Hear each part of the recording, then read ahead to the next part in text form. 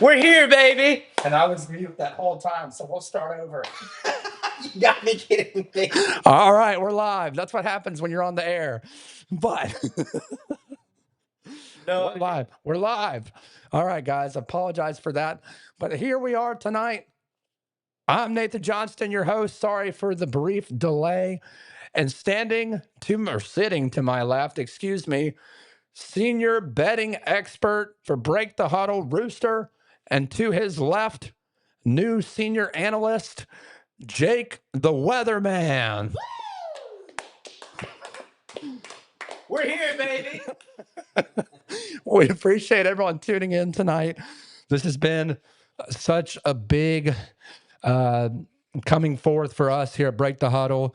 We've been working really hard over the last few years. I can see Jake on the live stream delayed. It's so funny watching you.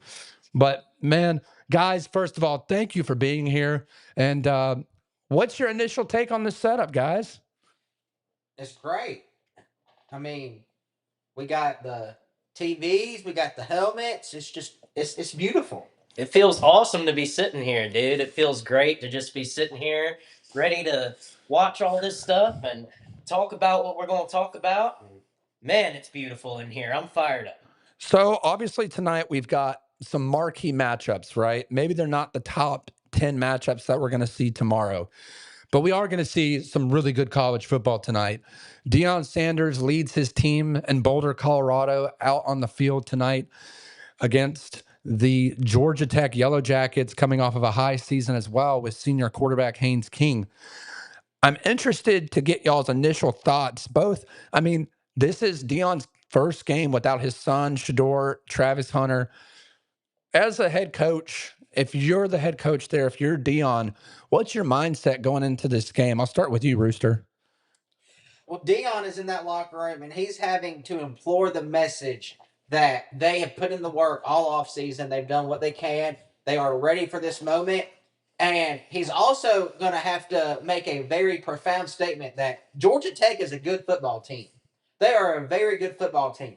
They are returning a lot of players on offense, which means that that offense that was lethal last year and almost took down the Dogs in Athens is back, and they are coming for more. And I'm expecting Georgia Tech to be a very competitive team this year in the ACC. So Deion's going to have to make sure that his offensive line is actually letting his quarterback throw the ball this year. Make sure that the running backs average more than 1 yard a carry. Make sure they don't get sacked once a drive. And they also have to make sure the defense isn't giving up 240 yards in the second half to one receiver like they did against Stanford. So it's going to be very interesting to see how all this comes together. But I'm looking forward to it. Weatherman, you're high on Deion Sanders, and rightfully so. I mean, he's a polarizing figure, really good guy on and off the field, loves football, but more importantly, he loves mentoring young men to become the professional athletes and professional stewards in life as a whole. What's your take on Deion and the Colorado Buffs coming into this year? Well, look, if you're trying to prove that you're worthy of making a run for a Big 12 title, this is the game to do it. This is the game to prove that you can go out there and play with the big boys, because this is exactly the type of team that's going to come in and punch you in the mouth. This is the team that's going to come out swinging. They're going to run it right down your throat. They're going to say, we don't care what your style is. We don't care where you come from or anything about you. We're going to come in and play our game, and we're going to absolutely smash you into the ground. So if you can come in and make a statement week one against a team like this, you really set the tone going forward for how you want your program to look and how you want to send your message to your team. Look, we're in this for the long haul. We're about to make a really solid run at this, and we're going to be Big 12 champions this year. And I think you hit it right on the nail, Jake. I mean, this is the game to come out and set the tone for the season. From the first play, from the kickoff, you've got to be physical because Georgia Tech's going to smack them in the mouth as well. They're not some weak team coming in here hoping to keep up with them. They're coming in here to win this game. So let's talk about on the opposite side of the field, the Georgia Tech Yellow Jackets. Brent Key, a very confident head coach. They're expecting to make a run in the ACC. They almost beat Georgia last year in 8 overtimes with a really impressive Georgia defense and offense under Carson Beck.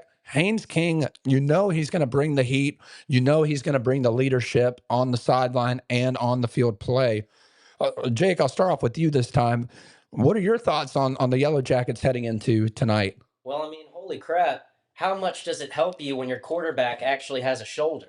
Half the season last year, Haynes King didn't have a shoulder, and yet he still played in every single game and played very, very well.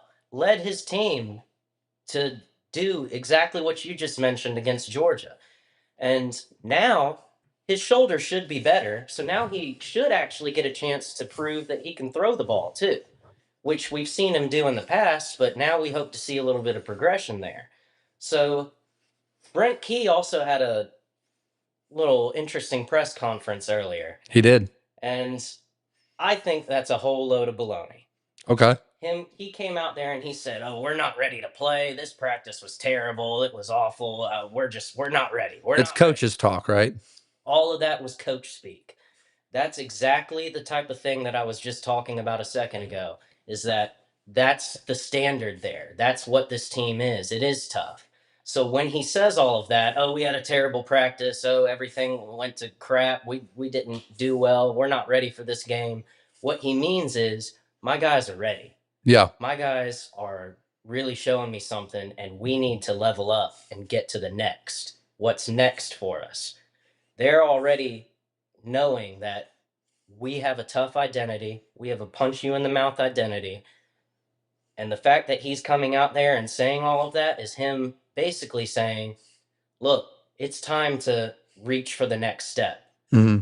Last year, the way that ended was a launching pad. And now this year, they're looking to start out by taking down the Colorado Buffaloes. And I think they have a lot of weapons to be able to do that, with Haynes King returning, with Jamal Haynes returning. Mm-hmm. That dude is electric. Yeah.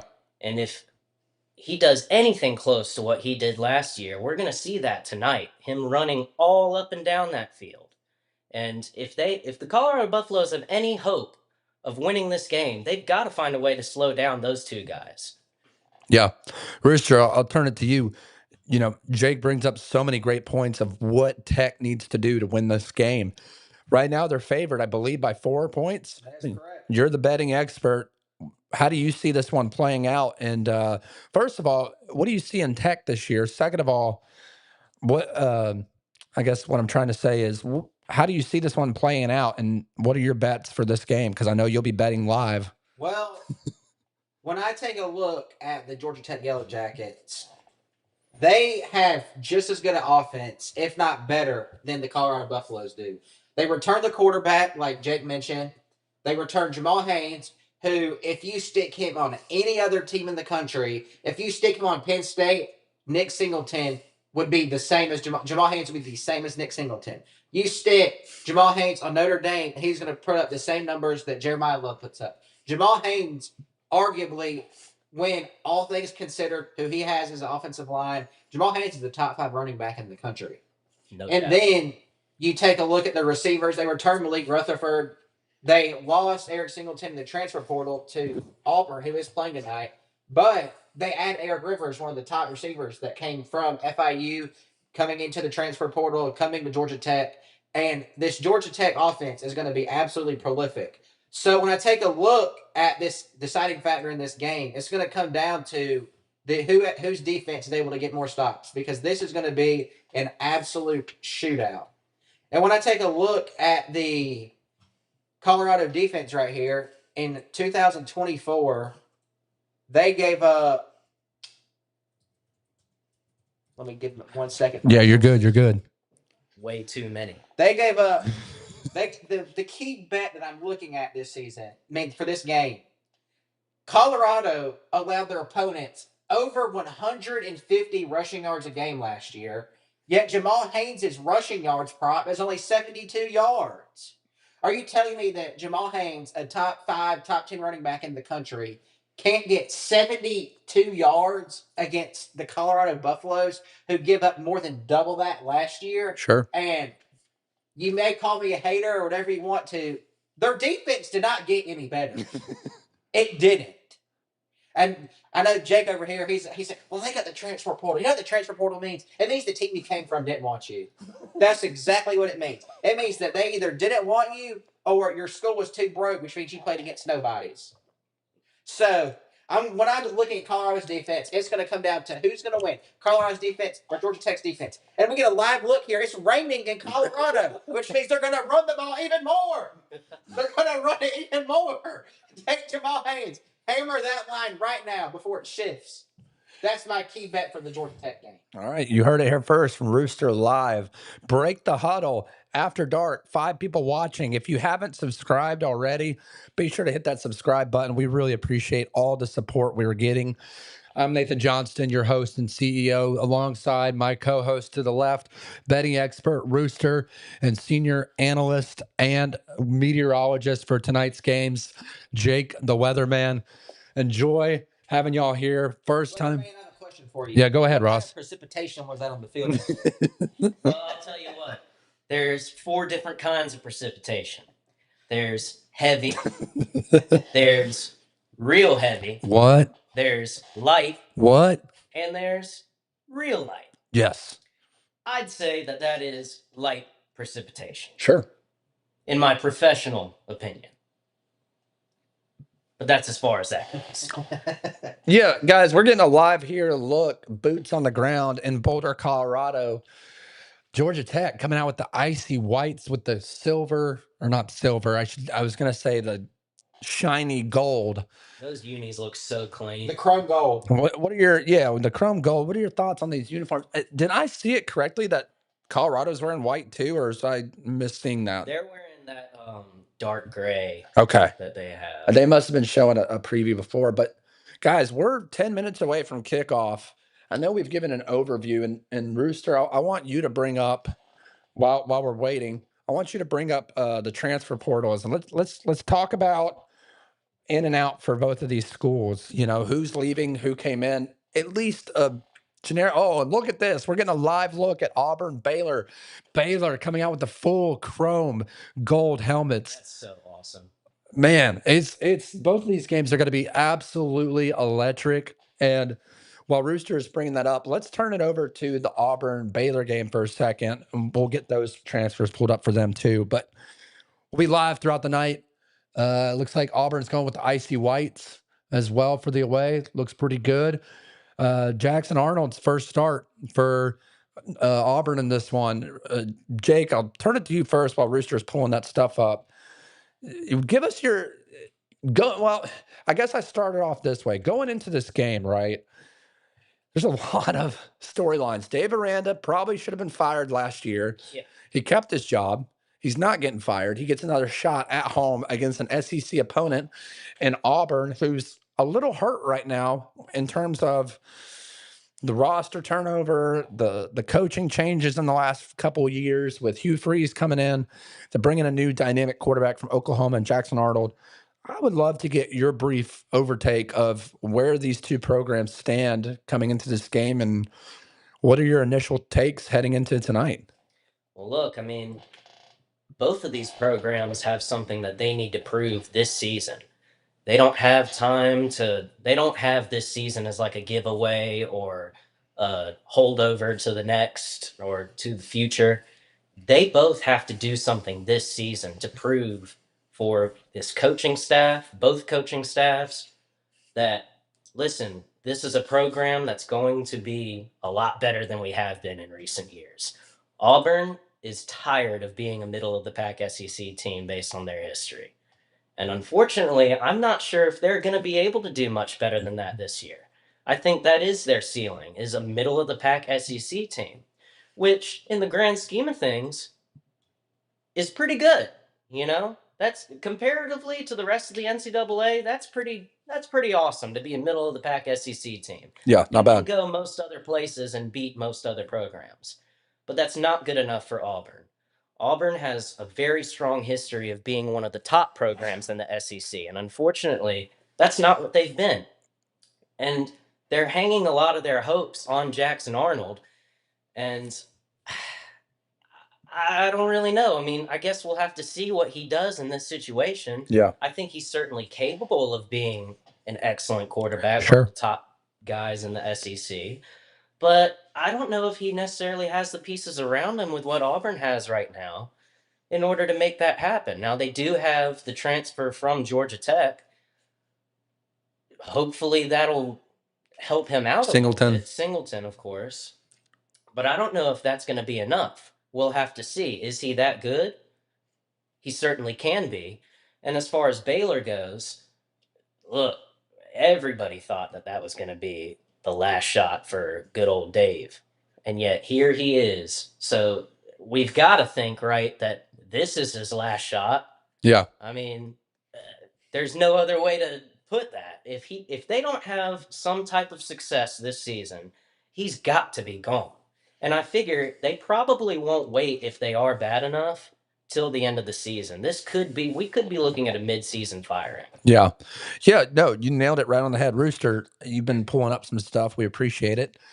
What are your takes on this Auburn versus Baylor matchup? What do you see it? Well, I know that Jake said that Eric Singleton was coming into Auburn, and I believe, did you say he's not going to make he's not the huge difference? Is that what you said? Just that I don't know if any kind of a difference he makes is going to be enough to take them over the middle of the pack. Right.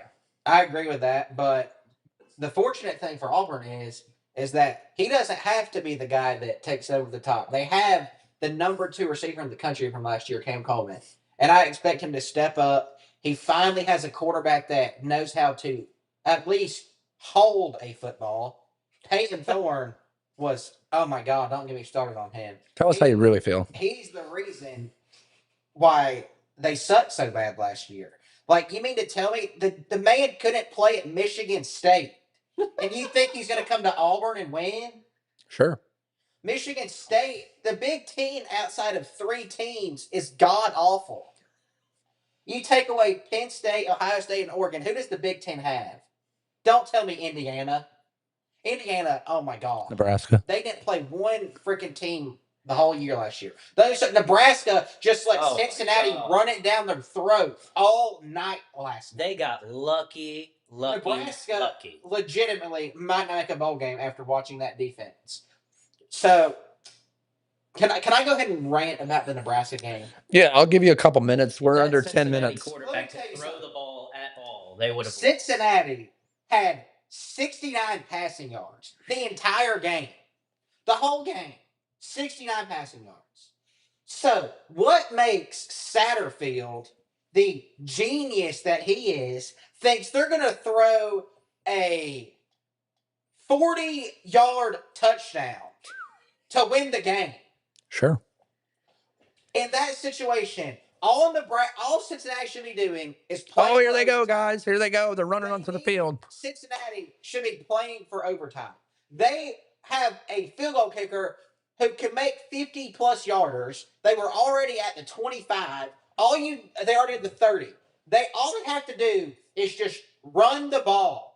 Run the clock down, spike it, kick the field goal, go to overtime. The way that your defense has been playing and the way your offense has been running the ball, there's no situation that Nebraska is winning that game if you get it to overtime.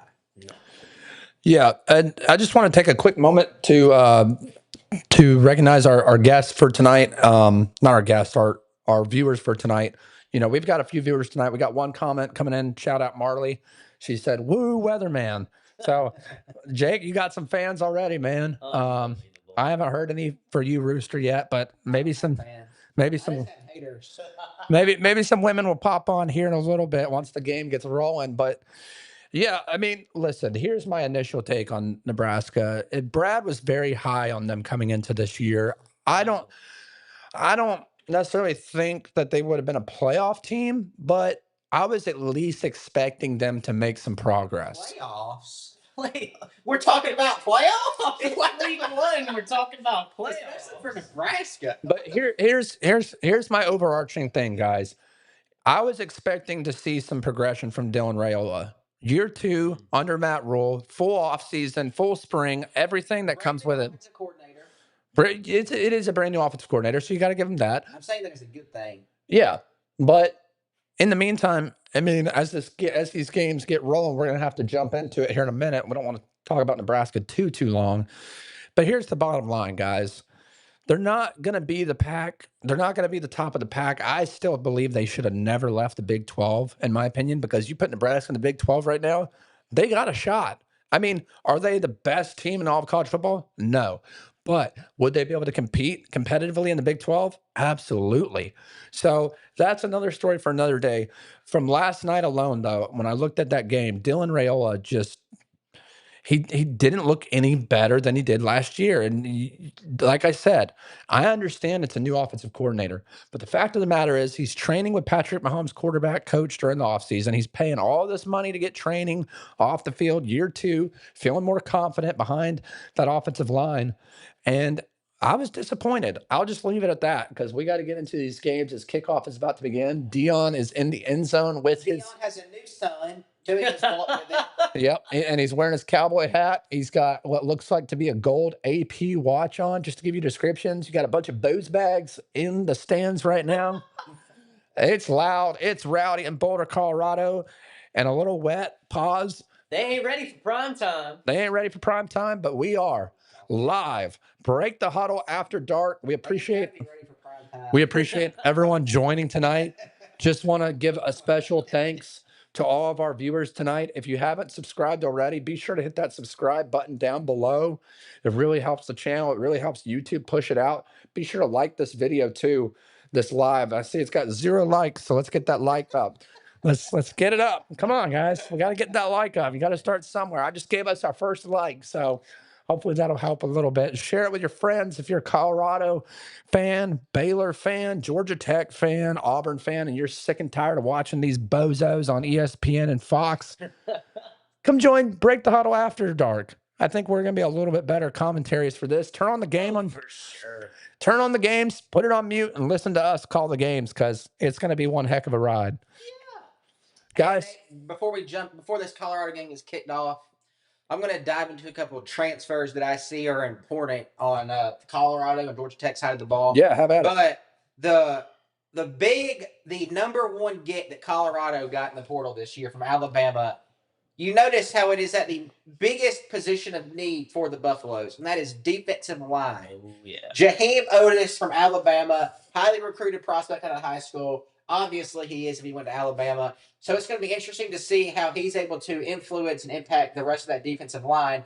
But on the offensive side of the ball, they have 2 4-star transfer wide receivers with Hakeem Williams from Florida State, Sincere Brown from Campbell University. And they're having to replace a lot of production. Travis Hunter, LaJohntay Wester, both went to the NFL. LaJohntay Wester now the Ravens. Travis Hunter, obviously the 2nd overall pick in the NFL draft.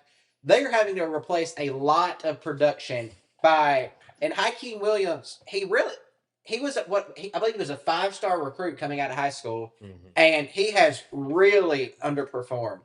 And it's going to be interesting to see if Dion can capitalize on all the potential that he was supposed to have. See if he can turn his career around. But then you flip the side to Georgia Tech, and Georgia Tech's key transfers transferred out, not in. Most of their transfers left the school. Obviously, they did get Rivers to come in and place Eric Singleton, but Here we go, guys. a lot of their transfers left. So And we can talk about them throughout the game. We'll have the rosters up, but here we go. Live from Break the Huddle Studios, kickoff has begun. Colorado kicking off the Baylor. Looks like Baylor's going to let it go through the end zone to start the drive. Haynes King, here he comes. Quarterback, transferred in from A&M just a couple years ago, flew under the radar. He allowed them to use that picture of him. He looks like he doesn't know where he's at in that picture. Well, you know, Jake. Because after he got stuck by Dan Jackson last year, he kind of still recovered. And you know what, guys? That's very possible. But here he is, the only ACC quarterback with 2,000 passing yards last year. This guy is ready to lead. He's not afraid of contact. Look at him commanding the huddle right now. 72% completion rate in 2024. As this game gets underway, let's watch and what takes place. Go ahead and say it before the game started. Georgia Tech and Auburn money line. Auburn's getting the job done. There we go. Sweep outside. Oh, face mask. Already getting 13 yards to start the game. Nice. That is rushing yards. That was a nice little end around for Georgia Tech there. And he's already coming up limping on the first play of the game. Look, if you want to beat Georgia Tech, you have to make tackles in the open field. Was that a missed face mask right there? I think it was. Oh! Oh, man. That is insane. Well, all the praise we just gave Haynes King, and he just fumbled it right up. Oh, my goodness. You know, sometimes the balls get slippery and they slip right out of your hands. Who? Oh, man. Why did that take me a second to pick up on that? That is unbelievable. See, typically you think when it's this kind of weather that it causes more problems in the passing game. It looks Here like it's we clear see an skies now.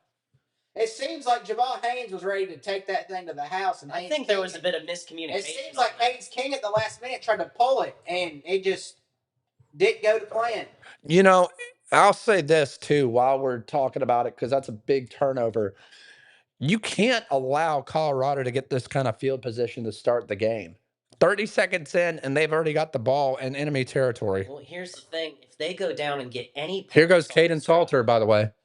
Go ahead, Jake. If they get any points on this drive, even just a field goal, you're now starting out ahead of a team that is run heavy. First, yeah. So you're already well ahead of where you were supposed to be. And this team now gets the ball at the second half, too. And switching to the other game real quick, Auburn could not have started out this game any better. They have a stop for no gain on first down, second down, throw for -1 yard, and they have a false start penalty, I believe, right there. Already 3rd and 16 on Auburn's first defensive drive of the season. Oh! And Colorado has a run game this year. Oh, just took out a dude on the sideline. That dude is KO'd. I really hope he's okay, guys. Like, for real. I believe it's 4th down. That was a huge hit. Watch this hit on the sidelines. Watch this guy. Bam!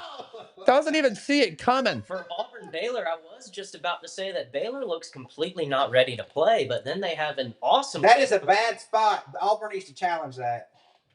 Here we go. 1st and 10 on about the 16 for Colorado. Looks like they're running it again. They're running the ball pretty good against Georgia Tech. Michael Welch. They're spread, they're spreading it out right now, guys, and I really like that. Michael Welch, Colorado's new running back. I'm gonna depend on Rooster to keep an eye on the Baylor game. I'm gonna be tuned in to the TV that's a little bit closer to me. I know you guys can't see me right now. What's up, Cringe? Appreciate you joining. Shout out to Cringe. Challenge, but they are reviewing the spot. Y'all, Cringe is a good friend of mine from TikTok. He's viewing us live right now, so everyone say hello to Cringe. What up, man? What's up, Cringe? Appreciate you joining. Hope you're doing well tonight. The fact that Georgia Tech's sucking right now. Well, he's probably cringing at our setup, but it is what it is. But yeah, Cringe, welcome in. Break the Huddle After Dark. We are live from Break the Huddle Studios. Boots on the ground. We're watching Georgia Tech at Colorado, Auburn at Baylor. Roosters keeping a close eye on Auburn. And right now, it looks like it's going to be a 3rd and 2 for Colorado here. If you haven't subscribed already, hit that subscribe button. We're up to 6 viewers right now. We appreciate all the support. Baylor go for it. I think you got to. On their own 30. Oh. They were just, 3rd and 16? 3rd and 16. Spread out, empty formation. I haven't had time to truly talk about Baylor. So I will say Here he goes. The key thing to look at. Touchdown, Colorado. One thing I am looking forward to Baylor is they returned their 3 biggest assets on offense this year. And here goes the weatherman. Woo! Getting into his primetime character for the Colorado Buffs. I'll tell you what. You couldn't draw it up better than that. You couldn't draw it up better than that. 5 plays. Rooster. 36 yards. Let's go. Rooster, on the other hand, took the money line. Not sure if he's feeling the same way right now. I mean, last time I checked, there's still 57 minutes left. There may still be quite a lot of time left in this game. But all I know is that as of right now, the Colorado Buffaloes are up 7-0. And that's pretty darn good if you're a Colorado fan. Well, one of their quarterbacks can't see over the line, and one of their quarterbacks lost to Kennesaw State. Oh, look at that guy. Well, one of their quarterbacks. Guys, look at this guy. Touchdown. This guy's bleeding from the forehead. Baylor just got a guy that needs stitches now. Watch this. Oh. Oh. Oh. And he continued to block. Yeah, sorry, that was a quick move on my part to transition to the Auburn Baylor game. Colorado comes out swinging right away. They take advantage of a miscue for Georgia Tech. I mean, guys, I think we said it here first. You can't give the ball to you can't give them opportunities like that. Well, this is exactly what we were talking about before kickoff. If you want to beat a team like Georgia Tech, you've got to prove that you're the tougher dude in the room. Yeah. And that's exactly what that is. You take advantage of a turnover, you put up 6. Now Georgia Tech is in the hole, and it goes directly against their style of play on offense. So they're going to have to find a way to score quickly. And I don't know if they can. They're going to have a really big drive down the field as Baylor takes it outside on the read option pitch.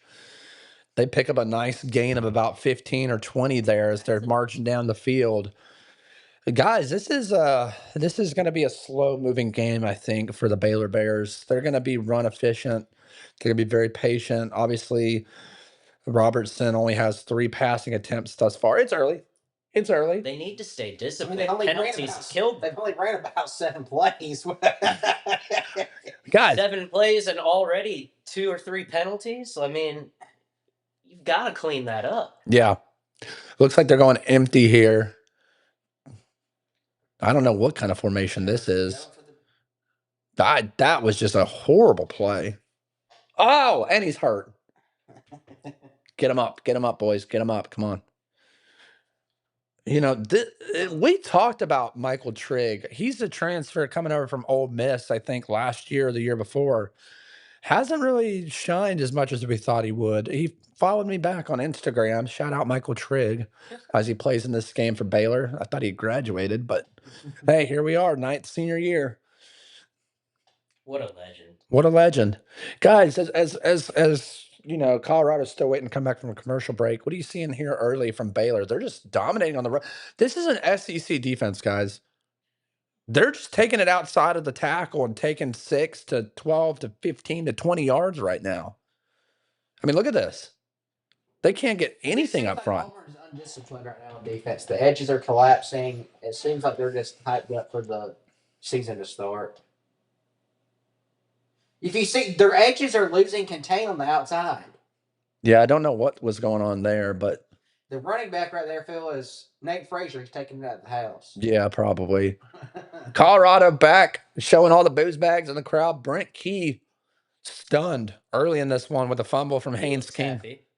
It looks very happy. Yeah. Dion trying to stay focused right now. Dion trying to show his humble beginnings by wearing a Colorado football staff shirt. Sure.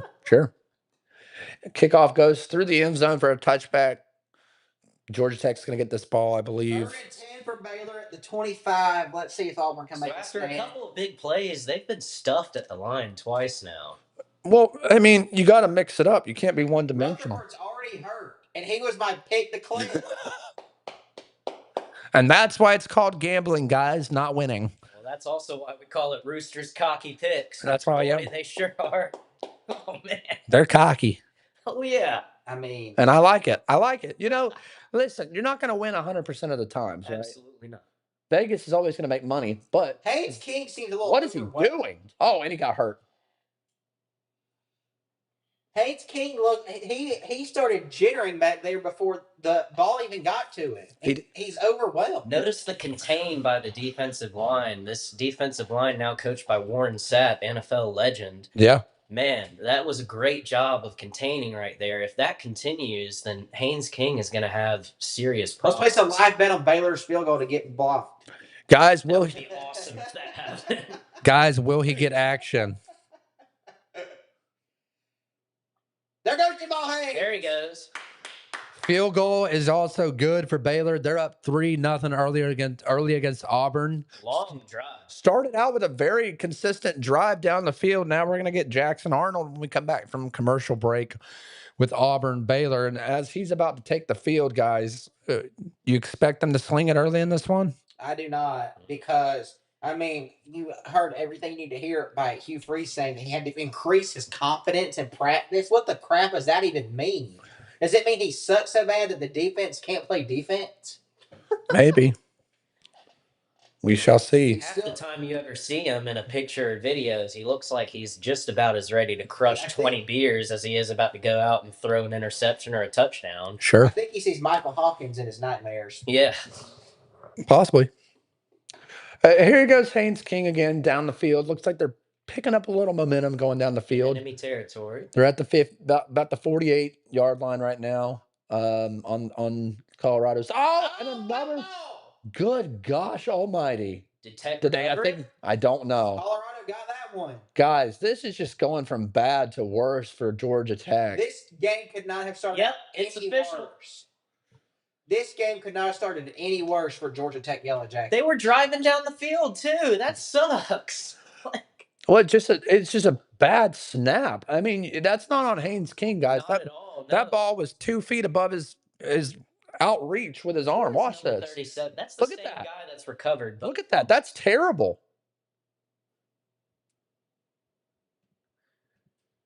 That ball is sliding pretty good down there. Yeah. But yeah, great job. Listen, Colorado's not making mistakes. Sometimes that's what it boils down to, guys. It's just playing clean, consistent football. You don't have to do anything spectacular. Well, that's exactly what you have to do against a team like Georgia Tech. It's like a tennis match, right? Make the other Absolutely. player miss his shot. Don't try to get fancy with it. Don't start doing the drop lob shots and all that other BS. Stick to consistency. Get it over the net and make the other man make the mistake. And this is exactly what's happening early on for Colorado. They could be up 14-0 by the And that's the Colorado I'm used to seeing. Yeah. A little miscue right there. They try to get a little bit tricky. Again, that just reiterates my point right there, guys. Don't get fancy with it. You're driving the ball. You're being. Don't change it if you don't need to. Shout out to Martavius French, number 37 on Colorado. Graduate transfer in from UTSA, recovering both of those. And shout out UTSA, San Antonio, Uncle Buck. If you're watching this, shout out to the man of the hour that Rooster just mentioned. So now Colorado gets the ball back at the 50. They're at their own 48. Empty formation. Caden Salter goes to throw. And he drops another pass. And see, you got to make those catches. I know it's early. You want to get Caden Salter some confidence. Why are they not running the ball right here? Well, they need to run with Salter. Because now they have to throw it. Designed run for him. Now they've got to throw. It's third down. They've got to throw. Even if he catches that ball, it's incomplete because his foot slid out of bounds. 3rd and 10. Not where you want to be as Colorado, because I tell you what, if you do get 3 and outs for Georgia Tech, this team will take advantage of it eventually. Eventually, this team will come out on top if given the chance. Draws back to pass. Oh, nice movement in the pocket by Caden Salter. Oh, he's slinging it. He could have ran for the first down all day long. Jake, he needed to pull the trigger and run right there. Why didn't he run there, guys? Because he's nervous. He's trying to make a good impression for Dion so he doesn't get benched. He went for the home run instead of taking. I mean, great awareness stepping up in the pocket right there, but you got to tuck it and get the first. He could have got 20 yards rushing. You don't have Travis Hunter running routes anymore, guys. You can't throw that ball. Big mistake. Don't have any 10-foot receivers who would have caught that. Big mistake by Colorado there. It's early, but not the best ball. Well, what's crazy about that, too, is that's extremely out of character for Caden Salter to make a decision like that. If I could liken him to any player in the NFL right now, he's most closely related to Jaden Daniels. The way that he makes decisions and kind of will run for it all the time. But he also is typically accurate with those deep balls. But in that situation right there, Jaden Daniels would take off and run. So it's kind of interesting. That's extremely out of character for Caden Salter to make a decision like that.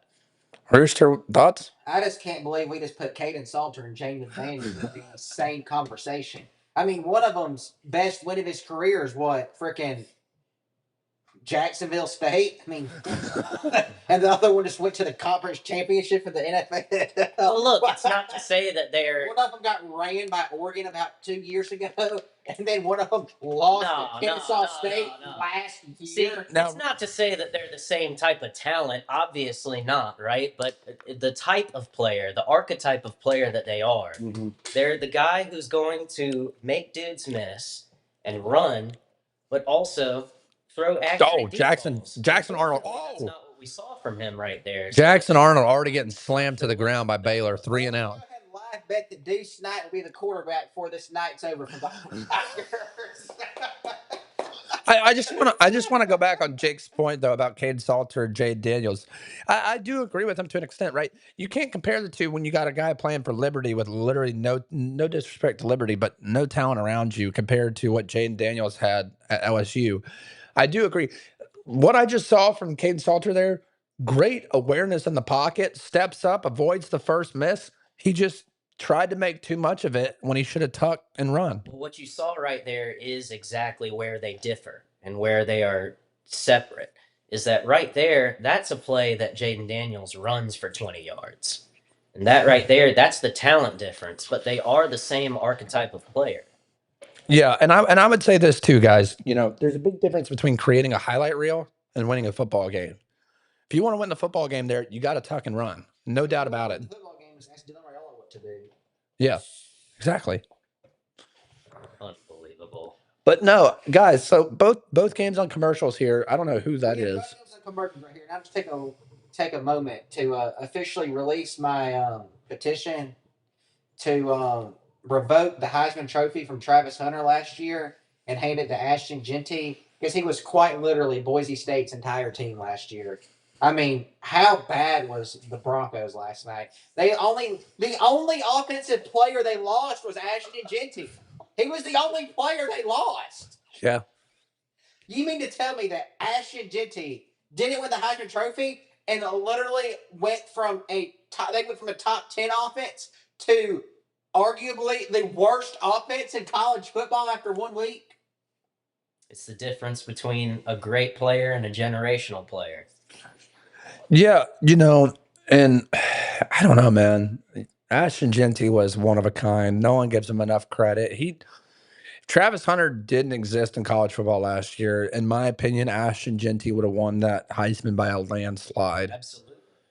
It really does show. I mean, you look a lot of these transfers, when they transfer and you see the other team, it's like, yes, it's a team sport, but it really does take just one superstar to make a huge difference. And as we turn it back, Georgia Tech 1st and 10 on their own, I believe, the 17. Jamal Haynes out of the backfield. Oh, here we go. There we go. That's a smart play. But He could have got so many more yards.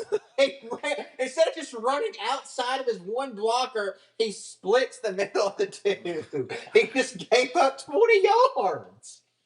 He's trying to save his shoulder. Oh, God. Georgia Tech is teching so hard right now. He still needs to be able to throw all those amazing screen passes. And yeah. And if you're just tuning in, guys, welcome in to Break the Huddle After Dark. Let's get that like button up. Here goes Haynes King again on another. Jamal Haynes gives it to Jamal Haynes. That's a touchdown. the Colorado defense has not really shown an ability to stop this run game. Hit that like button, guys, in the chat. It helps with the viewership. Share it with your friends. If you haven't subscribed already, subscribe down below. It really helps. I'm Nathan Johnston here with my co-host, betting expert Rooster, and senior analyst and meteorologist Jake the Weatherman for our first ever live episode. Here goes Georgia Tech outside picking up some. Oh! How is that not a late hit? Oh, Bailey Stockton. I went to high school with him. Shout out Baylor. Was that the guy that made the hit or the one that ran it? The ball. Okay. That's a Bam! Yeah, he was at least 1 or 2 steps out of bounds when that hit came in. That's ugh.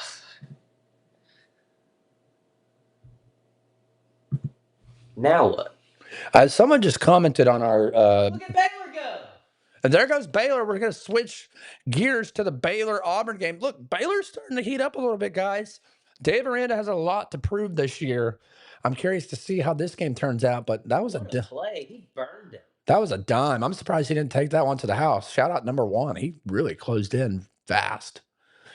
2nd down for Georgia Tech. I know we're switching back and forth, guys. We'll try to be a little bit more conscious conscious of the game. But Baylor's driving right now, guys. They're in 5-yard line. 5-yard line, 2nd and goal. Do you try to run it again? Or Absolutely. You run it 3 more times. and there goes Georgia Tech That's outside. Haynes. Oh! Is it Haynes? I believe that's Haynes. 7. Number 7. Number 1. 1. I don't know. Get us a roster, Rooster. Jamal Haynes right there, yep. Number 1. You know, guys, I think overall, this is just great having college football back. We're here live in Break the Huddle studio. Break the Huddle after dark, guys. I do not see anyone hitting that like button. Hit that like button. Hit that subscribe button. We're at 5 viewers right now. We're going to take live calls here in about 2 weeks. Baylor's down to the 2-yard line here. Yep. Baylor's at the Haynes King throws back. Oh, throws a pick. Interception. Haynes King just threw another. That is 3 turnovers in the first quarter for Colorado, guys. All on otherwise great drives. Who knew that the only reason Georgia Tech was so good is because Haynes King couldn't throw the ball? No one in the country would have guessed that, but I can't, Oh, Oh! holding on the offense. unbelievable. There goes Baylor. Does Baylor go for it or kick the field goal? 4th and goal from the 3-yard line. I think you got to go for it, guys. But you got to Dave Aranda, I'm going for it. hit that like button, guys. Come on, let's get that thing up to 4 likes. I see 4 of y'all in here. Let's get that live like button up. It helps push out this show. Would really appreciate all y'all joining in tonight. CEO and host Nathan Johnston here along. He pushed number 37. That's illegal contact. Guys, we've got Mr. Craig joining in tonight on the live. Jake, do you have anything to say to Mr. Craig right now? He said we're sounding good. Well, that's good. I'm glad he said that. And Auburn gets the stop on 4th and goal. It looked like it was an obvious pass interference that went uncalled, but what do you know? That's some SEC cooking right there, baby. Oh, boy. Yeah, welcome in, Mr. Craig. Appreciate you joining and watching. We're here live at Break the Huddle studio for Break the Huddle After Dark here alongside betting expert Rooster and senior analyst and weatherman Jake the Weatherman. Guys, we're here breaking down the games. Initial takes so far for those joining. My initial take on the Georgia Tech Colorado game is that Georgia Tech had a miracle 4-game run last year and gave everybody false hope. And that Colorado still can't run the ball. And then over here on the Baylor versus Auburn side, my take on that game. There goes Caden. My take on that game is that Hugh Freeze will be fired after 5 games. And Baylor is going to win the Big 12. Well, it is still the first quarter. However, I want to make sure that if this trend continues and this game ends up going the way that it looks like it might go, I don't want the narrative to change. This is still a tough team, and it would still be an impressive win for either team, either the Georgia Tech Yellow Jackets to come back and win, or the Colorado Buffaloes to continue this trend of the way this game looks like it's going to go and to beat Georgia Tech. So let's make sure we don't change the narrative. 4th down. Do you go for it? I'm going for it. Yeah, you're going for it. You got the momentum right now for Colorado. You got to. We know they ain't running the ball. Rooster, you got to sit up a little bit. You seem a little slouched on We had camera. some good runs earlier. It's enjoying just ball. they're abandoning it. Yeah, at but the we're play call. professional. We got people watching us. You gotta be tuned in. Why is Kate? They're What? punching it. Wow. Are what you is this serious? decision? I love this call. Could be a fake, guys. You have it at your own 50. Talk What about is- 43. I think he needs a bigger jersey. Oh my god! It looks like he just switched He did, jerseys. but I feel like you don't want your returner wearing a skin tight jersey so he can't get thrown down. Wow! It's not a fake. Wow! Pick that thing up, run it back.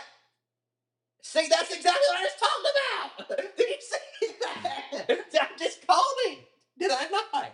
Look at that. He Why literally do looks. you want your returner wearing a jersey that the guy can just grab Oh onto? my god! Did Dude. I not just call that? That dude looks like they got him off of they found that dude on the street and were like, "Hey, you want to come play a football game He for a few minutes?" looks like that guy in the Dr. Pepper commercial. We just got live feedback from Kenny Whitworth via text message. What is Kenny saying? He says Haynes King sucks. Put in Aaron Philo to throw the ball.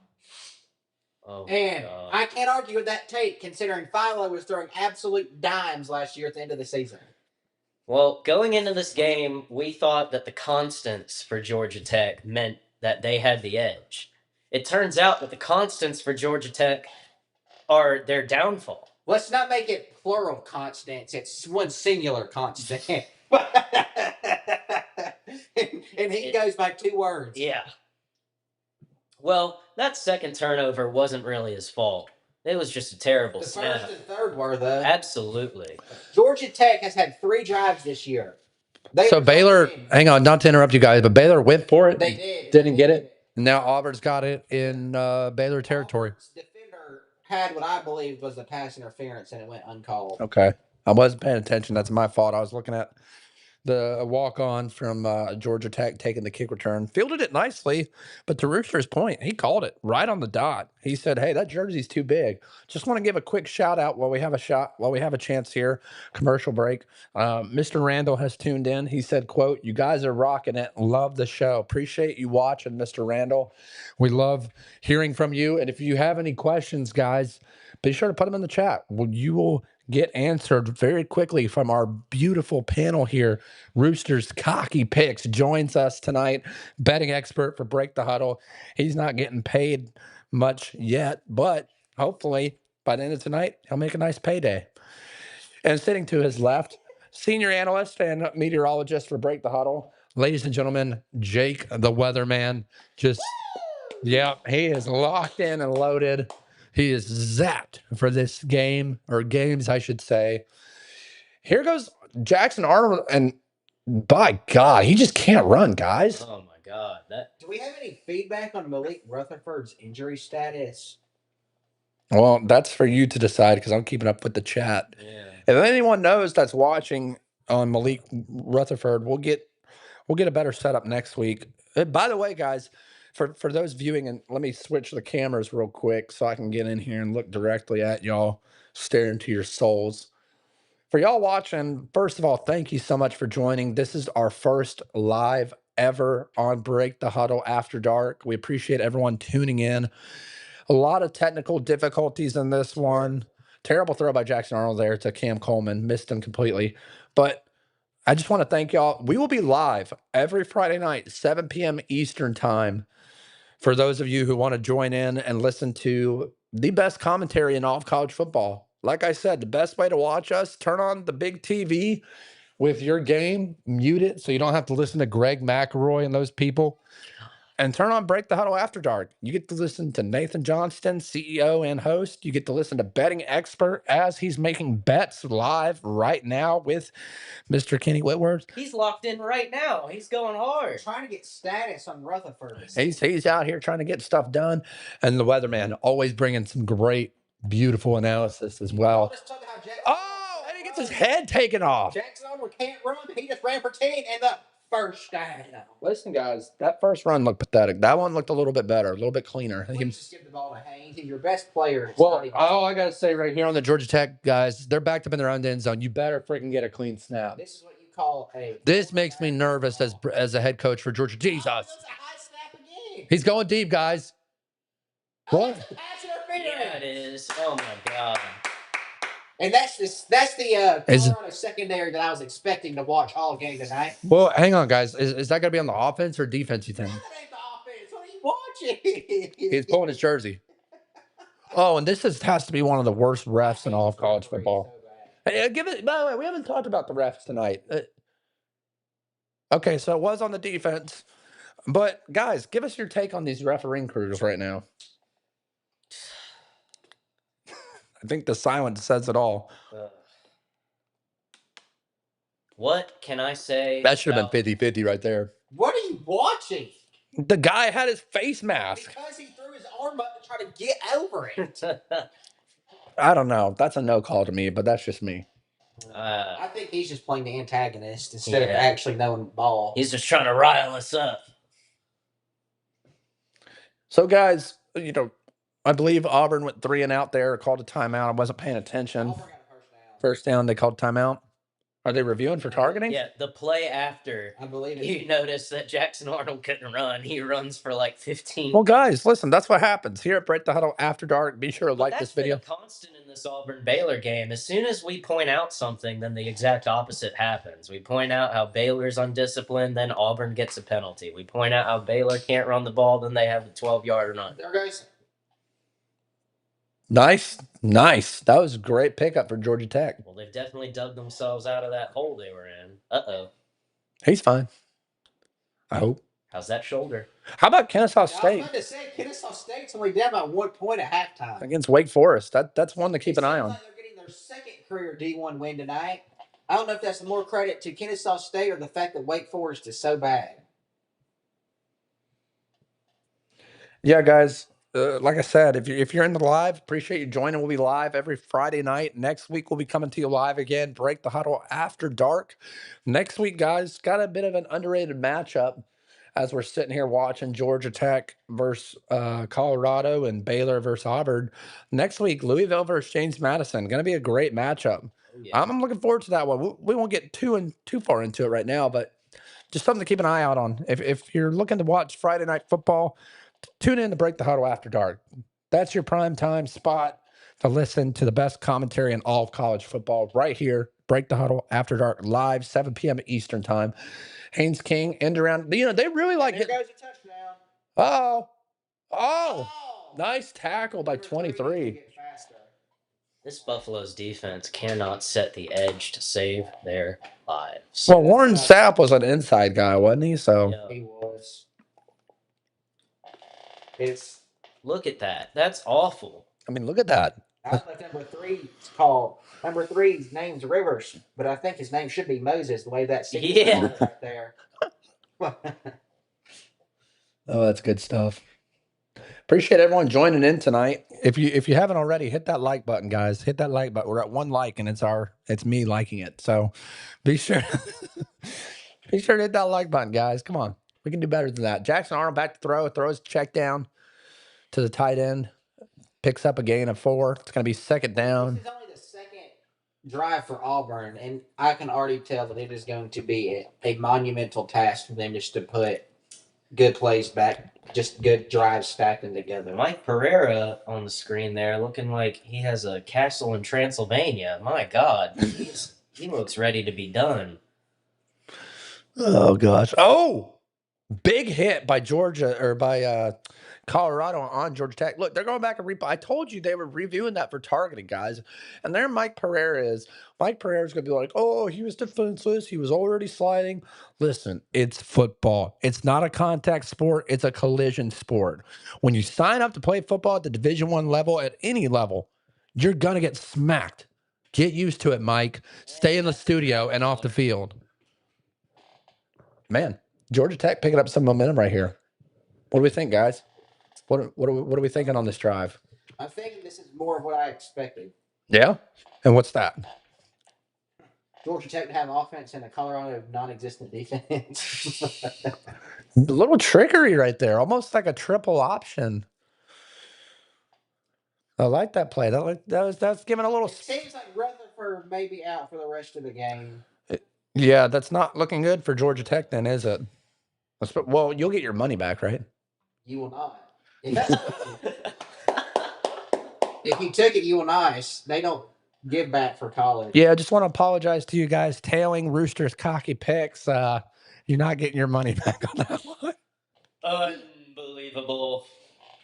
Jake, I haven't heard from you in a minute. You know, I know you're high on Dion. What are we looking at right now from Colorado early in this game? Well, I mean, they can't set the edge to save their lives.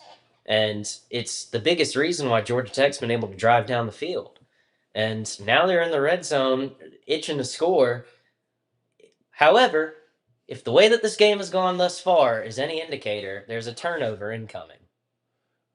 Not yet. I need to ask you a question, though. Yeah, go ahead, Rooster. Hit me. Were you expecting anything different? This is actually more along the lines of what I was expecting. Exactly. However, one thing I wasn't expecting was going back earlier to the second turnover. I was not expecting Caden Salter to look this way.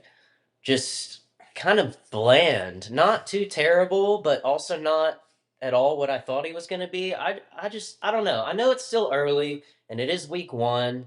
There's still a lot of time left in both this season and just this game.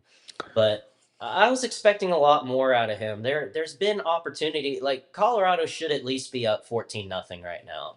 When you have 3 turnovers and you're only up 7-0, that's not good. I think that Colorado's worst starting field position so far is like the 45-yard line. Yeah, they've started close to midfield nearly every time they've had the ball. And you've only come away with 7 points out of that? If you're Georgia Tech, you have to be looking back on that first quarter thinking things could have gone a lot worse. You've got to be breathing a sigh of relief. Like, holy crap, we just survived the gauntlet. Guys, let's give a quick shout out to another fan in the comments. Texas Pete is in the chat. Texas Pete. Pistol Pete, whatever you want to call him, Pete. Shout out Pete. He's the man. You guys have any quick words to Pete? He said, quote, wait, let me pull it up. Hang on. Stand by. He said, quote, great job, guys. Strong emoji. You're doing a great job, guy. Appreciate you, Pete, tuning in. Be sure to like the live. Jackson Arnold! Touchdown! Oh, man! Sounds like Nate doesn't know ball. Oh, my goodness Listen, gracious. guys, I'm a motivator. This is what I do, all right? I talk trash on the guys and they perform. This is what happens. I told you. I'm surprised a guy like Jackson Arnold is that fast. Well, he was. I believe he was a dual threat quarterback coming out of the high school. Well, yeah, but look at that. Yeah, he's got some. That's next wow. level, Rooster.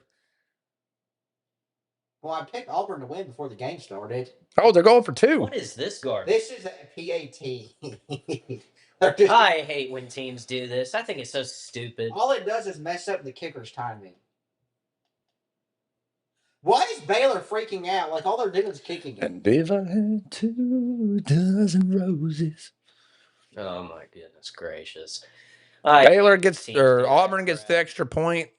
Jackson Arnold, guys, stepping it up right there. I know it's against the Baylor defense, but look at him. That was crazy. Broke a couple tackles and took it to the house. 4 tackles. 4th tackle was already in the end zone. First quarter coming to an end for Baylor. Guys, both games are on commercials. Just want to give a quick shout out to all of our fans and listeners out there. We really appreciate the support. If you want a question answered, be sure to hit that super chat button. Your questions will get answered first. And we're live here from Break the Huddle studio. Miss Kathy just commented, quote, awesome, guys. Appreciate you watching, Miss Kathy. Thank you so much for tuning in. We're live here, Break the Huddle Studios, Break the Huddle After Dark. Betting expert Rooster, let me chime him in here. Betting expert Rooster and senior analyst Jake the Weatherman alongside me, hosting Nathan Johnston here. Appreciate you guys as always. Let's get that like button up to 6 likes. There's 6 viewers in here, guys. I love it. I love it. We're starting, right? It takes a village to build something special. And it's thanks to you guys watching that we have an opportunity to sit here tonight and give y'all the best commentating in all of college football. So, guys, Baylor went on a scoring drive, 12 plays, 96 yards, 5-minute drive with an Arnold 24-yard touchdown. Huh? Did I say Baylor? My sincerest of apology, guys. Technical difficulties over here.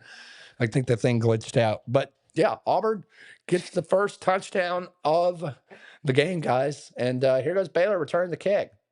Oh, look. Oh, man. Good return there by Baylor, guys. Daylight there for just a brief moment. Out to the 35. Guys, good return there by Baylor. We'll see what happens. Here we go. Georgia Tech, first and goal. Georgia Tech, first and goal. I'm expecting Jamal Haynes to touch the ball right here on the first play. How about Army 1 touchdown ahead of Tarleton State right there at the bottom? Oh my gosh, dude, the center. Another bad But hey, guys, here's the thing. I'll tell you right there. And then look, the guy gets thrown down. Look, here's the deal right off the bat. That missed snap messes up the whole play right there. As soon as that's because everyone's timing is off. Everyone's timing is off. It's horrendous, guys. This guy has had high snaps, low snaps. I know the field's He's had everything but good snaps. I know the fields are slightly wet, but Colorado hasn't had any missed snaps from what I remember so far. Let's see what they do here. Second and goal. Good snap. Finally. Dude, the one thing you cannot do That's is a holding right yeah. there. Back him up 10. And now Canes King just got his ankle torn. And now he's hurt. Guys, the one thing you cannot do is back up in the pocket like that. That's something that Shador always did, and it always made me wonder. Oh my God, it made me want to You throw don't up just every time I step saw it. up, step right, step left, and step up into that pocket. It's right there waiting for you. Let's hope the Georgia Tech. So are has a these good two football penalties team. right here? Does he also get an intentional grounding for not reaching the line of scrimmage? No, he was outside the pocket. That's the right. receiver. Well, where was the receiver? Guys, we dropped the 2 viewers. I don't know what happened, but appreciate whoever is watching. We're here live. Break the Huddle Studios. Break the Huddle After Dark. There's 2 receivers, 3 receivers. Right there, yeah. Mm-hmm. Guys, we're in the second quarter for both games now. Give us your quick overtake so far through the first quarter. Let's start with Colorado game. Jake, what are you seeing so far? Turnovers are killer, and the more you, I mean, Oh! there you go. Oh! Almost had another one right there. But as much as turnovers are killer, when you turn the ball over 3 times and you're only down 7-0, you're Not bad. still in a pretty good spot. Not bad. Yeah, guys, this is Rooster. I'll turn it over to you.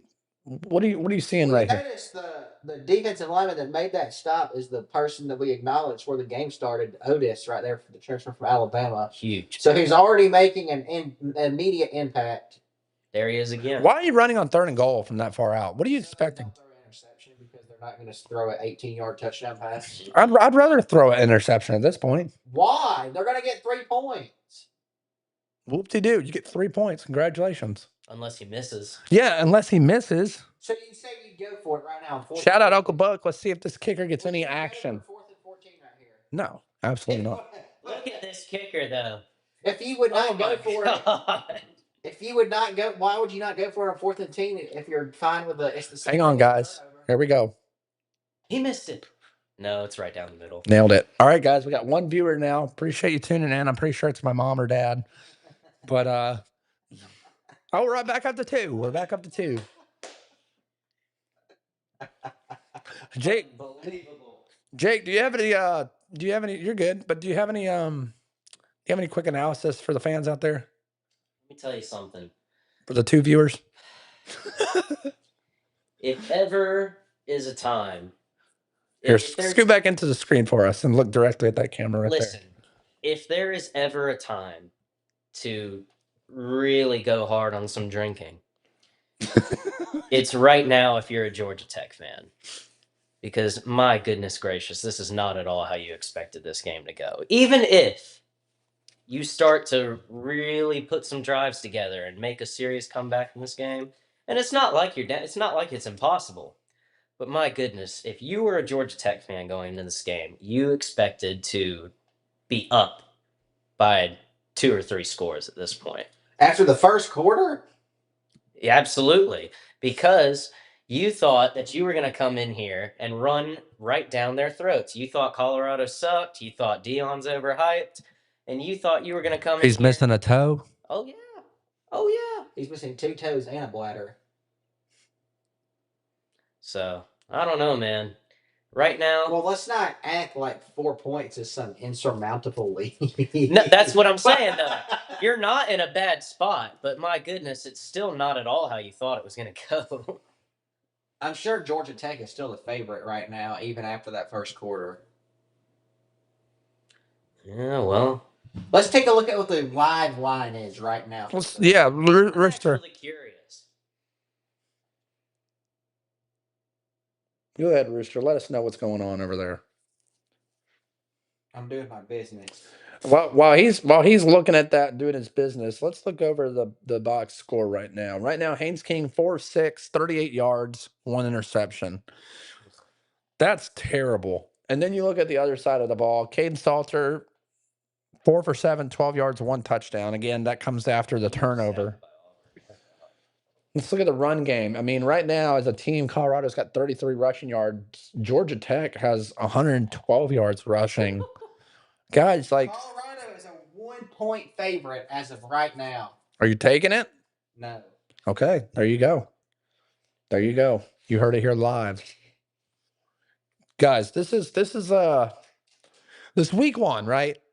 And with week one, there comes a lot of learning, both on the field and here in the studio. Where that was just a terrible throw and a late hit too. That guy got drilled and he's still down.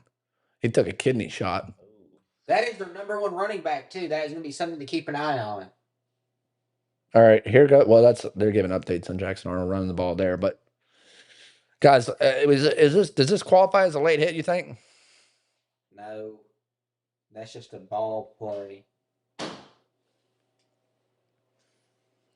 And while Jake the Weatherman steps away, Rooster, I'll turn over to you. You know, I just gave the stat line right now. Georgia Tech leading in rushing, averaging 6.2 yards per carry right now. But the turnovers have killed them.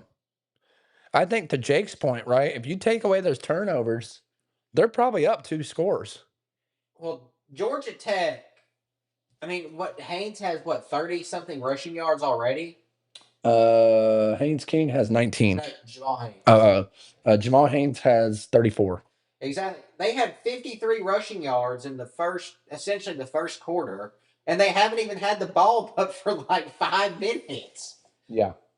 I mean, all you have to do is run the ball in this Colorado defense. They don't have their defensive line is nowhere in comparison to the skill level of the Georgia Tech offensive line. And while the Auburn Baylor game is breaking it down, let's just do a little. One thing I'd like to note about this Texas Ohio State game coming up tomorrow. Yeah, big game. Is how Texas. How did he not get sacked there? From a 2.5 point underdog to a 1.5 point favorite in the span of one day, which is kind of unheard of for a 4-point shift in one day. Yeah. And Colorado has a holding right here. It's going to back them up to 1st and 20. Yeah, you know, miscues, man, miscues. I think what we've learned so far early on in this week one weekend of college football, guys, these teams are going to make mistakes. They're 18 to 21-year-old college kids trying to cohesively come together to win a football game. It's not going to be perfect. Who makes the least amount of mistakes? I'm not sure what they're showing right there on camera. I'm not sure if that's a part of the turf, a new technology, a part of the turf there, or just some random wood. Oh, miscue for big. Oh, that's a face mask too. That was not a face mask. I think he got away with one there. 2nd and 21 for the Buffaloes. This is going to be a tough one to get right here. I'm expecting a punt. Oh, and Jackson off again. No, that was him. One thing I've noticed, though, is Jackson Arnold only has 5 passing attempts, and we're in the second quarter, which kind of shows you the direction that Auburn's headed in this year. They're going to be a ground and pound clock, milking the clock type of team. Yeah, guys, Weatherman joining us again here live at Break the Huddle Studios. Jake, you know, we talked about the rushing attack for Georgia. Good gosh, Georgia. Oh, it's coming back. Hold. Georgia Tech just looks like Rooster's got a call incoming. There's a active shooter at the Georgia library. All right. Well, I don't think we can say that live. So we love you, YouTube. And we appreciate all the support. We might be kicked off live after that comment. Be careful, Rooster, what you say on here. I mean, that's literally a fact. I just got to call it. Well, it's a face mask. Add 15. I told you. You said it was on Colorado. No, I said it was on Georgia Tech. You said it's coming back. I thought it was a hold at first. Oh, wait. My bad. Oh. My bad, guys. That was on the previous play. Let's see this. I don't know where the face mask was. It was on the line. Must have been Stevie Wonder there because I looked blind. Brent Key looking extremely happy about that. Oh, he looks pissed. 2nd and 21, you give him a free first down. This Georgia Tech can't tackle. Unbelievable. Just go in there and knock him, man. I can't believe the way Georgia Tech's playing on both. Again, guys, it's week one. I just talked about this, Weatherman. You know, but while you stepped away for a cold beverage, you know, this is a team sport that cohesively you got young guys coming in trying to make something happen early on. It's not going to be perfect. I mean, everything that I've seen from this weekend is run heavy, which I love, by the way, because we're so used to a league where it's just pass heavy. And here we are, guys. But I think a lot of that contributes to none of the quarterbacks we've seen are regarded as high-end quarterbacks in college football. I mean, Jackson Arnold is probably the best quarterback we've seen this entire weekend so far. Yeah, that's true. I mean, we haven't. Really not saying Look at that. Auburn moves up 14. bullies their way into the end zone, 13-3 with the PAT on the way. We turn it over to Georgia Tech right now versus Colorado. Colorado's up 7-3, 3rd and 6. Caden Salter showing his command presence at the line of scrimmage. All out blitz on a screenplay, blew it up, and you can't do that. That's intentional grounding. It might be a horse collar too. I don't know what was going on there. Throw the flag. That ball did not get past the line of scrimmage. Tell us how you really feel, Rooster. It did not get past the line of scrimmage. What it didn't. Well, I'm not disagreeing with you. I was expecting you to say something else. I think that seems like he was out of the pocket though. Well, it did not has. He still has to get it beyond the line of scrimmage if he's out of the pocket. That is true. So Colorado 3 and out. Georgia Tech stagnant on offense. Yeah, Georgia Tech gets a stop there. This game's kind of slowed down a little bit, guys. Expect a lot of runs here from Georgia Tech. As he mentioned, they're averaging 6 yards a carry. Yeah, as of just a minute ago. If you guys are just tuning into our live, he kicked it. If you're just tuning into our live, we're here live at Break the Huddle studio, covering the Georgia Tech versus Colorado game and Baylor versus Auburn.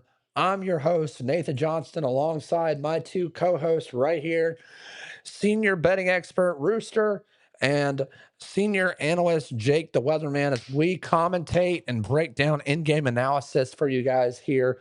If you haven't already, hit that like button, hit that subscribe button below, as we really appreciate y'all tuning in. Guys, for the new viewers tuning in here, commercial break. Let's talk about this. What have we seen early from these two games? What's the overarching theme? Rooster, I'll start with you. Well, Georgia Tech just keeps getting bad break after bad break. This game could not have gone any worse. They started out with 3 straight turnovers. The 2 punts they forced, they've been stopped at the 1 yard line both times. One for the most I predicted before it even happened. The idiotic move of giving your punt returner a quadruple X jersey and letting the gunner just grab his jersey and throw him down. I literally called that before it even happened. And then on this one, your same exact returner decided to put on a slim fit jersey for the smart reason. And what do you know? He lets it go and they get it down to the 1 yard line.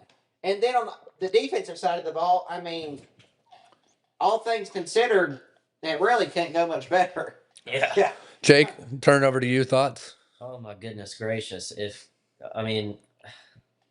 you're Georgia Tech, you've got to be breathing a sigh of relief right now, because you know that you can move the ball down the field as long as you don't turn it over. So you've got to get that under control. And if you can, you're having basically free reign on offense right now as long as you keep the snaps under control. After watching the first quarter in this game, it is not going to be the fact of whether Colorado wins the game. It's going to be, is Georgia Tech the reason they lose? Is Georgia Tech the reason they beat themselves, or are they going to win it? Because from what I've seen so far, Colorado has not forced the initiative on really either side of the ball.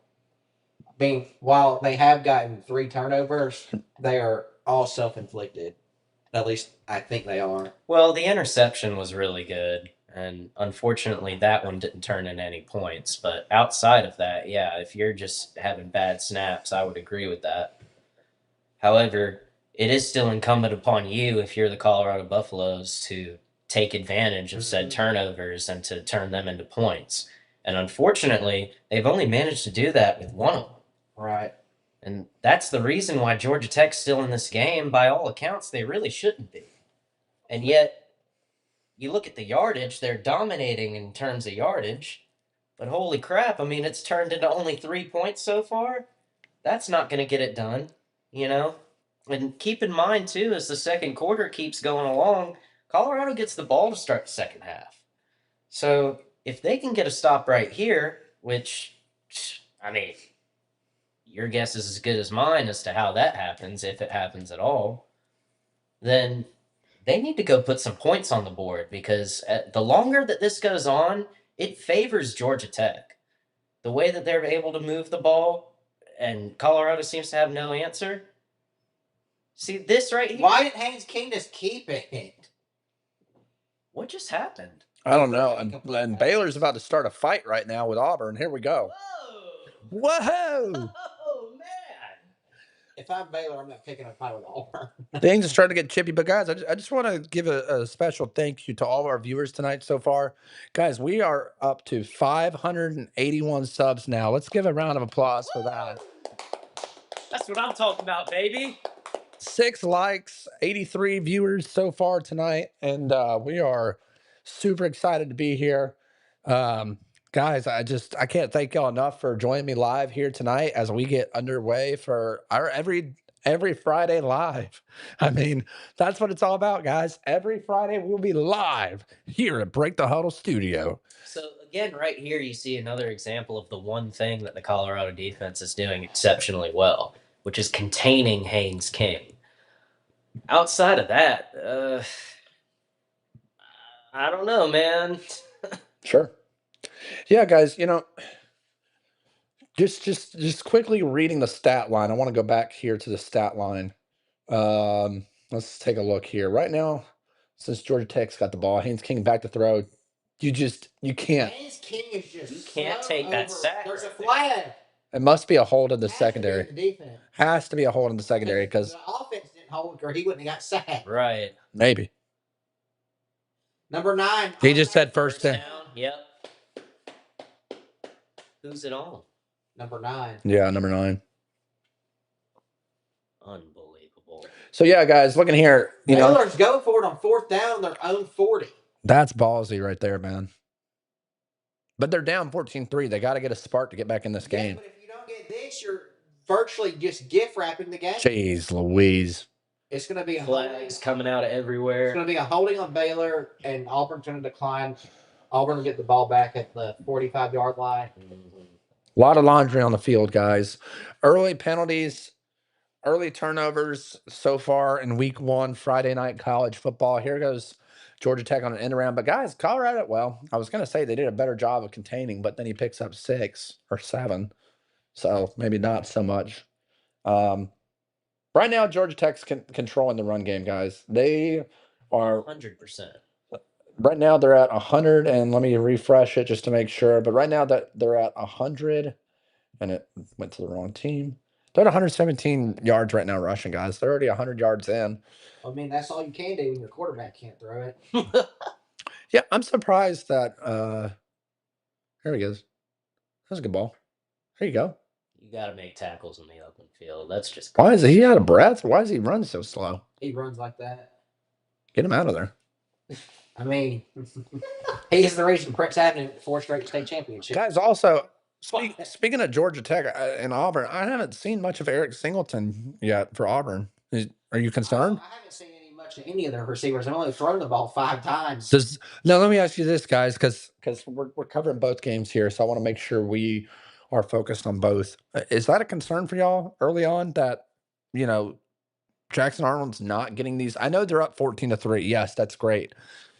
Are they just trying to minimize their playbook this week and get through and try to beat Baylor with as minimal as possible? Well, I don't see the point in. I mean, a win's a win. Yeah, for sure. If it ain't broke, don't fix it. You're up Why 14-3. Why would you throw the ball when you're getting 7 yards a carry? I guess no, and you make a valid point. I'm just questioning why we haven't seen Eric Singleton on an end around at all. I believe he had one. What in the world is that? What is Guys, sometimes you watch college football, you look in the crowd, you go, thank God I don't go to that school. There goes Georgia Tech. You got to make tackles. Their secondary is just getting blown up. Oh, my goodness. Hosley. All these passes are coming from behind the line of scrimmage. They're literally all screenplays. Jackson Arnold has more rushes than he does passing attempts.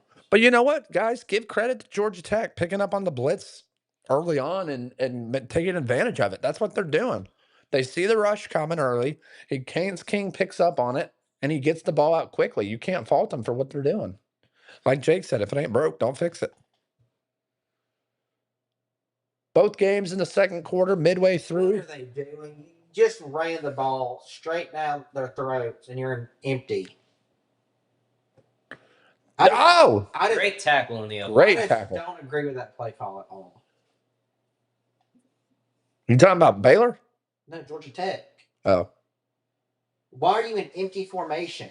I don't know. There goes Singleton right there on the end around. Boom. First down. Guys, like I said, I talk about them, they show up. I tell him Jackson Arnold he can't run, he takes it to the house. I say, where's Eric Singleton? Boom.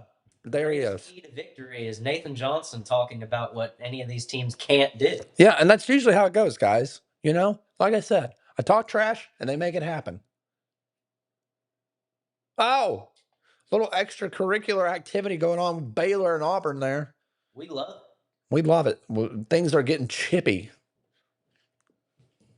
Let's take a look at our live. See, it just means more. You dang right it does. Made in America. Let's take a look at our live chat right now. Guys, thank you all for tuning in. If you haven't already, hit that subscribe button, like the live. We're here. Oh, there's a great pass attempt. That was that Coleman? yeah, I believe that was Coleman. Yeah, the way he's celebrating. Yeah. Yep. And there goes George. There, look at that block. Holy crap. That guy got destroyed. Holy crap, guys. I think Georgia Tech's about to take the lead here. Georgia Tech's slow, but guys, this is what I said. Jay mentioned it too. You don't have those 3 early turnovers, so you're probably looking at a 14-point swing right there. Yeah. And if they can continue to actually get a good snap off, they are the better team. They're favored in this game by what, 4.5? So Rooster's about to start getting a little bit more energetic. If where's the flag on the Auburn? Oh my goodness. So hang on, let's watch Haynes King real quick. Haynes King in formation, looks like a quarterback design play. Picks up about 4. One thing I don't understand is you have one of the best running backs in the country, yet he hasn't touched the ball once the whole drive. Yeah, where has Jamal Haynes been? I don't think he's touched the ball the entire second quarter. I've hardly seen him on the field.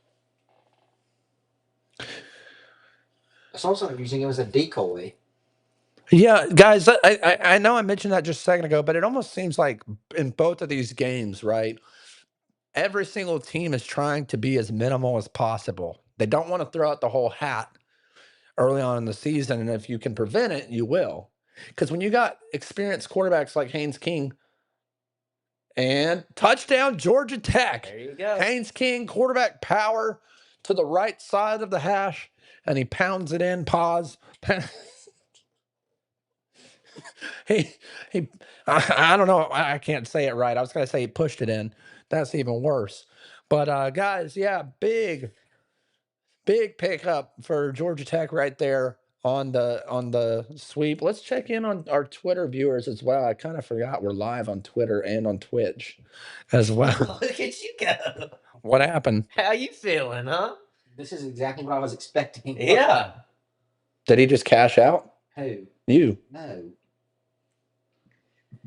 He's just a lot happier that he can stop sweating as much. I was never sweating to begin with. After 3 turnovers, you can try it. Guys, shout out to Twitter right now. We got 21 viewers on Twitter as well. So Let's go. I apologize to you guys on Twitter. If you want to comment below. We're live streaming right now, commentating on Georgia Tech. Guys, Twitter might be our audience today. We got 89 views so far on Twitter, 21 live viewers right now. As we sit here almost at halftime for both of these games, Jake the Weatherman alongside betting expert Rooster. Guys, what do you see here so far? And I know we keep talking about it, but again, we got new viewers coming in and out. We appreciate the support. If you haven't already, give us a follow on Twitter, like the live, retweet it, and be ready because every Friday night we're going to be live here from Break the Huddle studio, giving you in-game action. And I just want to apologize for my camera because you can't see me right now. But these two gentlemen to my left have done a phenomenal job so far tonight. Give them a big round of applause. Kennesaw State is currently beating Wake Forest. So guys, we have breaking news. Kennesaw State is currently beating Wake Forest. Wake Forest obviously starting Robbie Ashford, former quarterback of the Auburn Tigers, and I forget where he was before that, South Carolina. But guys, quick game break here as we're waiting for both of these games to come back on. We also have a very special listener. I don't know if he's on right now or not, but shout out to the Tar Pit podcast. You see the two helmets right there in front of you, gentlemen. North Carolina versus TCU Monday night. Prime time, college game day will be there as well. Do you and let's try to give Bill Belichick the benefit of the doubt. Coming in with a new roster and everything. Obviously, I think the pressure is more so on TCU trying to get back to that playoff run that they had a few years ago. But initial takes on this game, guys, as we're waiting for these other games to come back on. I totally agree with you. All the pressure's on TCU for that game. There's almost zero pressure on UNC, only because they have a first-year head coach. Yeah, he's Bill Belichick, but so what? No one expects you to come in your first year and have already built your program. So they're just getting established. They're getting their feet on the ground and trying to see how fast they can run. So, and I think based on his pedigree, of course, that they're going to be running pretty fast once they do start. But we'll see. This will be a great test for them to see how the Bill Belichick experiment works out. Rooster? I really don't have too much to say about that. Well, I mean, listen, it's a primetime game. I understand it's not a highly rated matchup, but are you at least excited to see Bill Belichick in the college football One era? question that we'll answer is: was Bill Belichick actually a good head coach, or was it all Tom Brady? Because after Tom Brady left New England, he hasn't had a winning. Bill Belichick has not had a winning season in what 4 or 5 years. Sure. Like, if you take away Tom Brady, what has Bill Belichick really done? I think one thing you can point to that Bill Belichick has consistently done is develop players. Like, He's a developer, right? absolutely. He takes the underrated guys and makes them better than what they're supposed to be. I think of two guys, Julian Edelman and Wes Welker. Just guys that play the game the right way. Yeah, absolutely. But Disciplined football. they did it the Patriot way, which was spearheaded by Bill Belichick. Yeah. I mean, I think you couldn't have said it any better. And as we sit here, Look at the yardage difference. 63 yards for Colorado. 230 yards to 63. there goes Caden. There's a holding on the offense, if anybody's going to call it. Let's see. Nope. Those the receiver like right it. there on the outside. See, that's what Colorado has to do more of on offense is get Caden Salter running. Give him some design runs. Get down the field.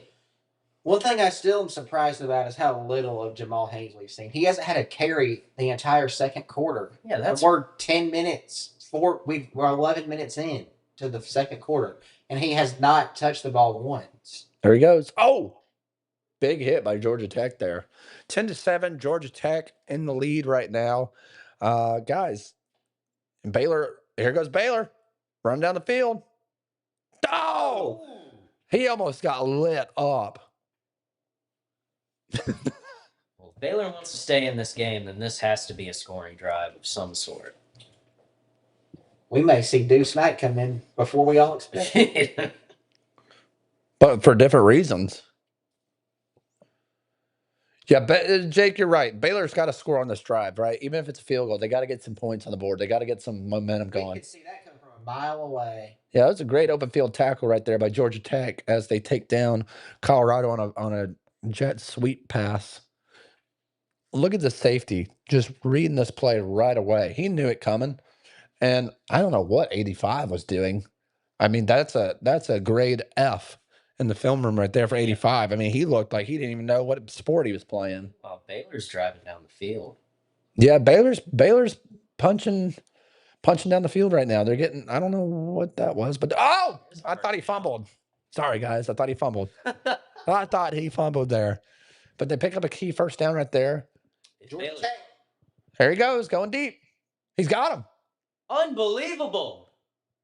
That's just that cannot happen. There's Omarion Miller. Credit Colorado there. Great throw by Caden Salters. See, this drive is exactly what they've needed to do the entire game. This is Caden Salter's game. Get him on a couple design runs, start moving down the field a little bit, and when you get a second and kind of mid-range, second and short, open up with the play action. Yeah. Caden can throw it down the field once you give it. When he's on play action, his quarterback rating is awesome. Yeah, and guys, I don't know what's going on behind me outside Break the Huddle studio.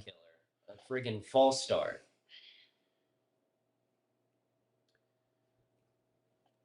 Hey guys, while we're well, let's turn over to Baylor right now. Let's see what they got going on. Looks like they're still driving down the field. Going to be a 3rd and long coming up for the Baylor Bears. Robertson 8 of 16, 122 yards, no touchdowns, no picks. 3rd and 9, long 3rd down for the Baylor Bears here, guys. This is big for Auburn. They got to make a stop here. And for Baylor, you got to make and that camera guy doesn't know what's going on for Colorado either. Did Kennesaw State miss another extra point? No, they missed the first one. Okay. And they got a field goal. Okay. Did he catch that? What in the world was that? I don't know. Good question. I don't even know if Auburn Baylor knows what that was. Guys, if you're just tuning in, be sure to hit that subscribe button, hit that like button. We are live. Break the Huddle after dark at Break the Huddle Studios. Studio, I should say. We only have one studio. We can't afford more. But we're here. We're live, boots on the ground, and to my left, just want to introduce my co-host, betting expert for Break the Huddle, Rooster, and senior analyst, Jake the Weatherman. Glad to have you here tonight, guys. Buddy. Oh! Wide open, Baylor touchdown. Holy crap. That was massive. Big 4th down play. And you called it. Baylor is back in the game. And just like the weather, as a meteorologist, Jake, you called that play right on the money. You said Baylor's got to score here. Also, shout out to our fans. And Rooster's getting a live phone call in studio right now. We'll keep you posted there. But while he's on the phone, Jake, just want to give a quick shout out to one of our great listeners and subscribers, Joe. He said, quote, "Great job, Nathan." And he also said, Jake, I'll turn over to you. Let me get your take on this one. He said, Dion is looking all right out there after his health issues. Thoughts? Yeah, dude, I know that's a major storyline. He was dealing with a whole bunch of garbage throughout this off season, and thank God that he's back and he's in good health and he's able to be on the sideline. And that in and of itself is a huge morale booster for the Colorado Buffaloes. Simply having their head coach prime time on the sideline when that was in question for a very long time. And I mean, man, it means the world. It means the world to the fans. It means the world to that program. It means the world to those players. And I think you're seeing it out on the field today. And despite some of the problems that they've been having as a team, everyone's playing with passion. Everyone's playing with a little extra fire. And I think a lot of that can be attested to the fact that their head coach is on the sideline, which is friggin' awesome, man. I mean, we hope that he continues to have good health. So there you go. Yep. You said it best, Jake. That was beautiful. Rooster, I don't know what's going on behind me, guys, outside of Break the Huddle Studios. It sounds like someone's breaking into a car, but That's neither here nor there. If you know where Break the Huddle studio is and your car is unlocked, you might want to go check it outside. Other than that, we're good here in the studio, guys. We had 8 viewers just a second ago. They dropped off after I said that. Unbelievable. But nonetheless, guys, yeah, I mean, we're almost to halftime. We're gonna take a quick intermission for a minute, refill our drinks, get some food. Maybe we'll have the pizza guy come on in the second half. We'll have some special guests coming up in the second half. Yeah, guys, but Georgia Tech got a timeout. Decent run. Timeout. Colorado's got a score here. Third down. Absolutely. And for those watching, It looks like Dion is not happy about them snapping the ball with 1 second before the 2-minute warning. No. oh, I don't know if that's what they're arguing about or if it's something different, but yeah, guys, thank you for tuning in. Be sure to drop your questions and comments below. And by the way, super chats will get answered first. Thank you to everyone who's joined tonight. We really appreciate it for our first ever live coming here in Break the Huddle studio live. Like I said, live coverage of the Baylor versus Auburn, live coverage of Georgia Tech at Colorado. If you haven't already, hit that like button, hit that subscribe button. It helps push our channel out and furthers the viewership. I'm here, Nathan Johnston, host and CEO, alongside my betting expert for Break the Huddle Rooster, senior analyst, Jake the Weatherman. Glad to have y'all here as always. Let's take a live look at Break the Huddle studio from a hall. Everyone wave at the camera over here, right over here. Thank y'all for tuning in. It's a little bit blurry right now. Unfreaking. call timeout, Tech. A little bit off topic here, but got another question coming over from Joe for the Weatherman. He said, quote, what about his son's games at the Browns? Terrible preseason games. Yeah, at all levels playing quarterback, but especially in the NFL, you have to be able to step up in the pocket. And the worst thing that you can possibly do is run backwards and then take a sack, which unfortunately Shador has done his entire career. So if he can eliminate that, then he might end up being fine. But my God, I mean, you got to cut that out, dude. And if he doesn't, then he's going to fizzle out very quickly. Because those outside of his initial performance, he hasn't looked that great. He's looked more along the lines of kind of where he was picked and not the first round pick that everyone thought he was going to be. So absolutely, not very impressive. It looks like Baylor just recovered a fumble.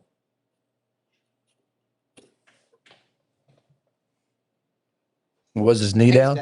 He's down. That is not a fumble. Rooster? And Georgia Tech's field goal Colorado's field goal is good. So we're tied up. Tied up with 1:39 to go in the second quarter. Georgia Tech 10, Colorado 10, back to 0-0, guys. Been pretty even performance besides Georgia Tech's 3 turnovers. That's exactly why I would say it hasn't been an even performance. This should be a 21-3 game right now. In favor of Colorado. Yeah. Because of the turnovers. You're saying that they haven't capitalized. Absolutely not. And you're not going to beat a team like Georgia Tech not capitalizing on their mistakes. And the fact that they made 3 of them and you only got 7 points out of it, that's not good going into the rest of this game. Rooster, thoughts? About the Colorado game?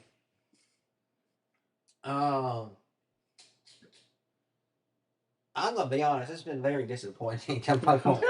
We just got another question in for the weatherman. Oh, God. It's from Jason. He said, quote, we need a forecast for tomorrow from the weatherman.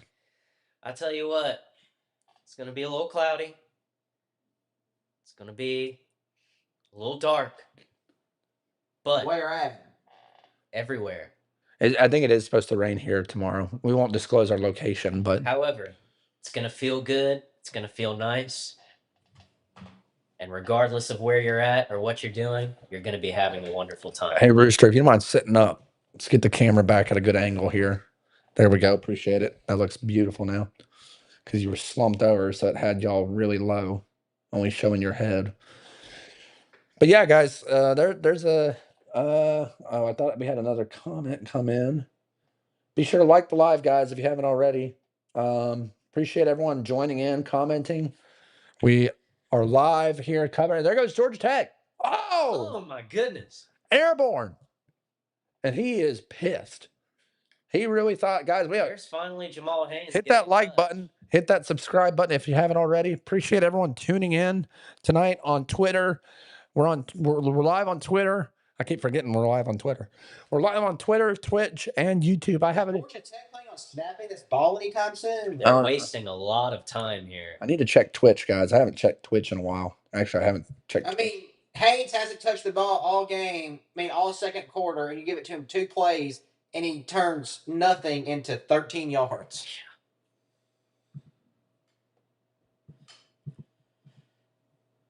I just give it to him again. Just Georgia Tech's just letting the clock just tick away. This is horrible game management by Brent Key. Oh my God, they made us want to run this one and just take it to the locker room.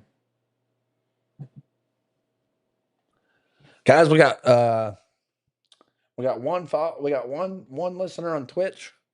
Appreciate. Let's give a round of Twitch. a round of applause, guys. Come on. One viewer on Twitch. Hey man, whoever you are, subscribe, man. Follow us on Twitch. We live every Friday night. Could be a bot, could be some creepy. Not gonna say it. Yep. But yeah, appreciate you joining, man. What are you calling here for Georgia Tech? Play action. Sending it. Not that. I'm giving it to Jamal. Here goes Haynes King on a block. Why didn't he just block? They did worse. Oh! He just got hurt, dude. He's all right. Haynes is fine. Only mistake. No, the Colorado guy. He's Only fine. mistake he made there is not running out of bounds, and now he saves now Colorado may want to use some timeouts and get the ball back. That makes this If stuff. I'm Georgia Tech, I'm just calling a draw or something and making them burn a timeout. That's exactly what I would do. I would call a draw play and put this in Jamal Haynes' hands. I would make the argument Haynes is probably the best player on this field tonight. Probably. There he goes. King. There he goes. Just shy of field goal position, guys. And just as I was earlier saying, the one good thing this Colorado defense was doing was containing Haynes King. There they go, right there. Unbelievable. Yeah, guys, we're live here at Break the Huddle Studio. Appreciate everyone tuning in tonight. If you have a question or a comment, drop it below in the chat. And super chats will get read first.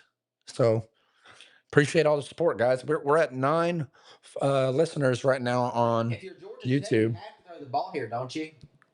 We got 21 on Right Twitter. on the line you want to be. He's wide open right there, yeah. That was just not a good play call. This play calling gives me anxiety. Guys, if you haven't already, hit that subscribe button, like the video. If you're on Twitter, hit that retweet button, hit that Georgia follow Tech button. Burn their final timeout. Hang on, Rooster. But Georgia Tech has burned the last timeout. If they get tackled inbounds, then they're either going to have to spike it or sprint the field goal team out there. Yeah, that is true. I have not been a fan of the way that Brent Key has managed the final 2 minutes of this half. He looks like Mario Cristobal out there. No offense. Ashley, if you're watching, we still love Miami. Now, all of that gets forgiven if they do put any kind of points on the board here. I forgot I'm on this camera angle, so they're watching me look out the window. There's the old saying of you really win close games in the final 2 minutes of the first half and the first 2 minutes of the second half. So if Georgia Tech can put up some points here and then get a stop when Colorado gets the ball first to open the second half, then that puts Georgia Tech in a great spot to win this game. Well, guys, live update from Break the Huddle Studios. If If you live near Break the Huddle Studio, here, let me get the camera on me too, so they know I'm for real. If you live near Break the Huddle Studios, I'm Nathan Johnston, your host and CEO, alongside betting expert Rooster and senior analyst and meteorologist Jake the Weatherman. Got a live update for you guys. Just looked outside my window, and if you're driving a gray Charger, you're getting repoed right now. So hopefully you have enough money to go get it out of the pen, because yeah. Thoughts on repos, Jake?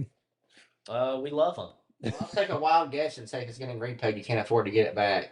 It's possible. We shall see. We'll keep you posted on I Twitter. mean, Georgia Tech's got to spike this. And it looks like they're doing it. So They better just wait to snap it until there's about 5 seconds. it looks like that's what they're gonna do.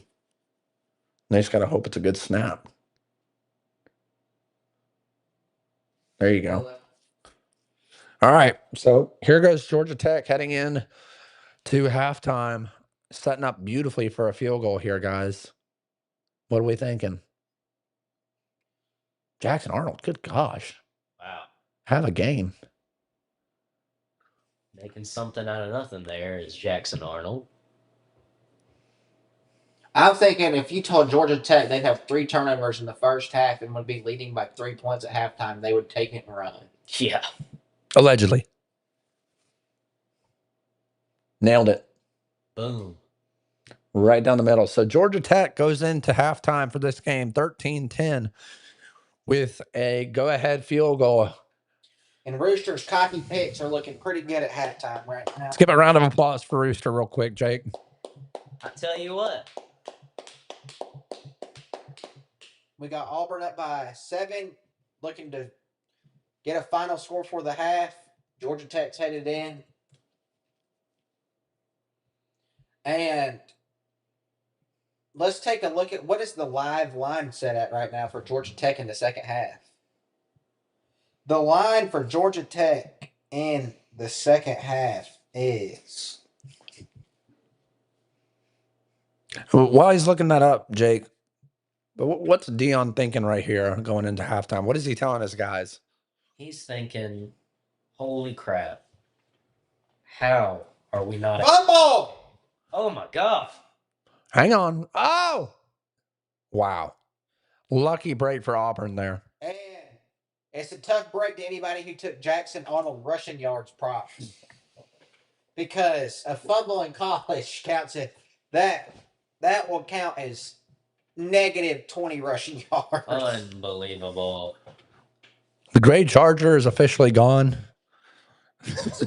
It has been repossessed. It has been Georgia repossessed. Tech is currently a 5-point favorite. See, this is my whole thing. How is it that when Colorado was up 7-3, they were only a 1-point favorite? And now that Georgia Tech is up 13-10, they're a 5-point favorite? It's because Georgia Tech's the better football team. Okay.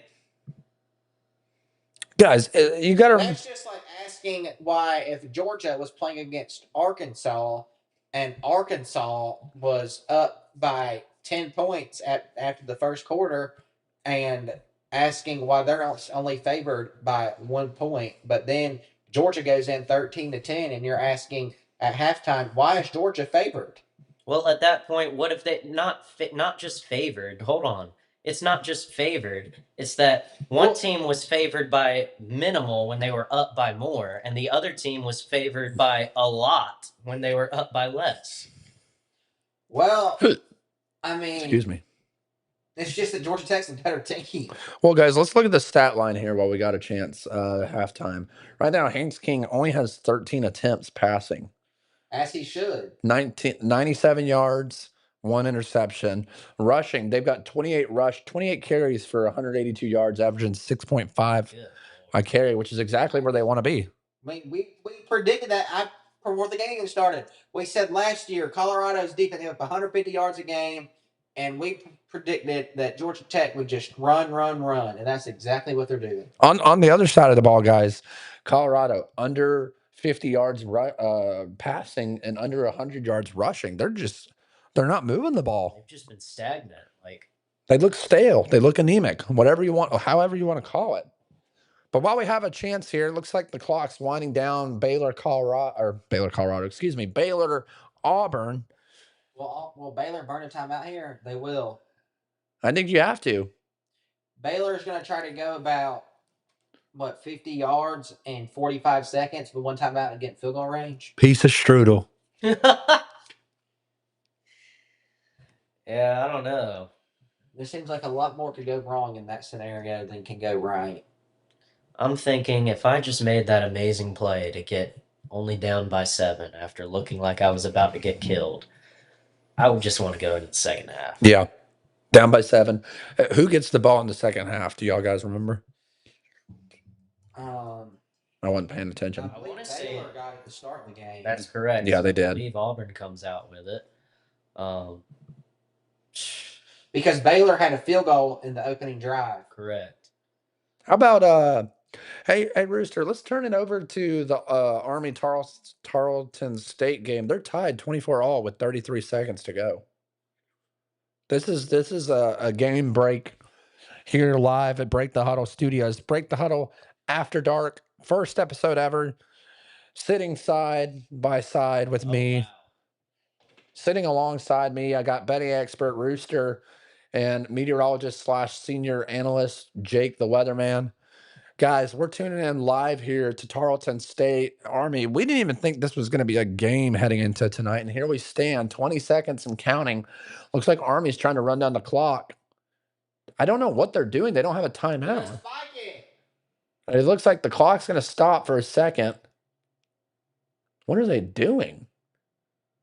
I'm surprised they tried to run the ball right there with 12 seconds with no timeout. And then they spike it with 11 seconds.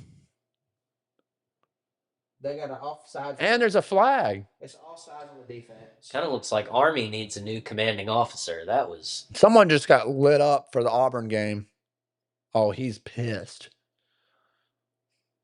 That looks like it definitely is the long snapper. I think they gave him good field position. So, guys. Oh, he shanked the punt. Terrible throw. What's he even looking at? So, guys, 9 seconds to go in the fourth right here. Illegal substitution on Tarleton State. I mean, if you're Army, all you do is snap the ball and tell one of your receivers to run and just throw the ball out of bounds and run off about 5 seconds and then kick the field goal. I'm not sure why Tarleton State is subbing when they know. Subbing and giving free field position right there, but... Yeah, if you're just tuning in live right now, guys. And Auburn just got a sack. Auburn just got a sack. Does Auburn call timeout? No. No. Looks like they are.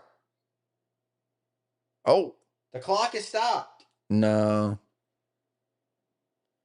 I'd be shocked. 43 yards. Good stunt by Auburn there. So they're trying to ice him here, guys. Hey, listen, guys. This is week 1 of college football right here. This is... Baylor called the timeout. I'm shocked about that. Because I feel like Baylor would have just let the clock just run out. Auburn would have just let the clock run out.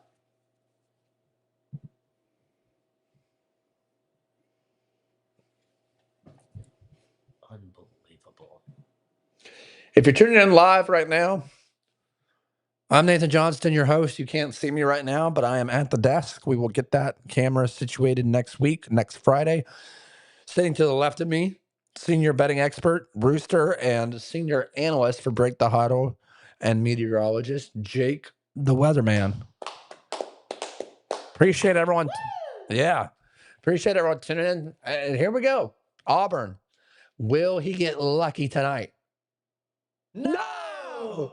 Not even close. This game's going to overtime, baby.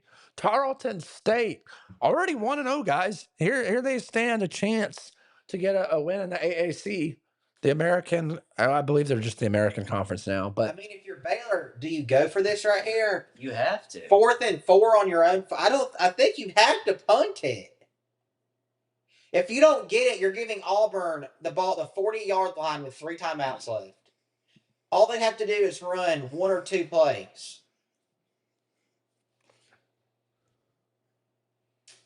Baylor has to punt this. I didn't know they were the Texans.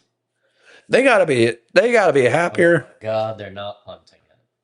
You have to punt it.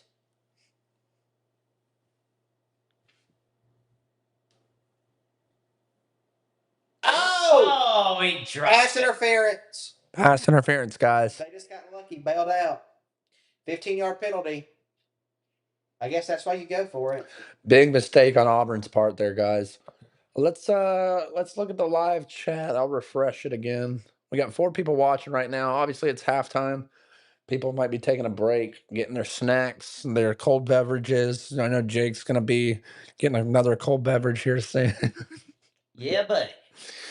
Guys, I don't know what to tell you. This has been a great night so far.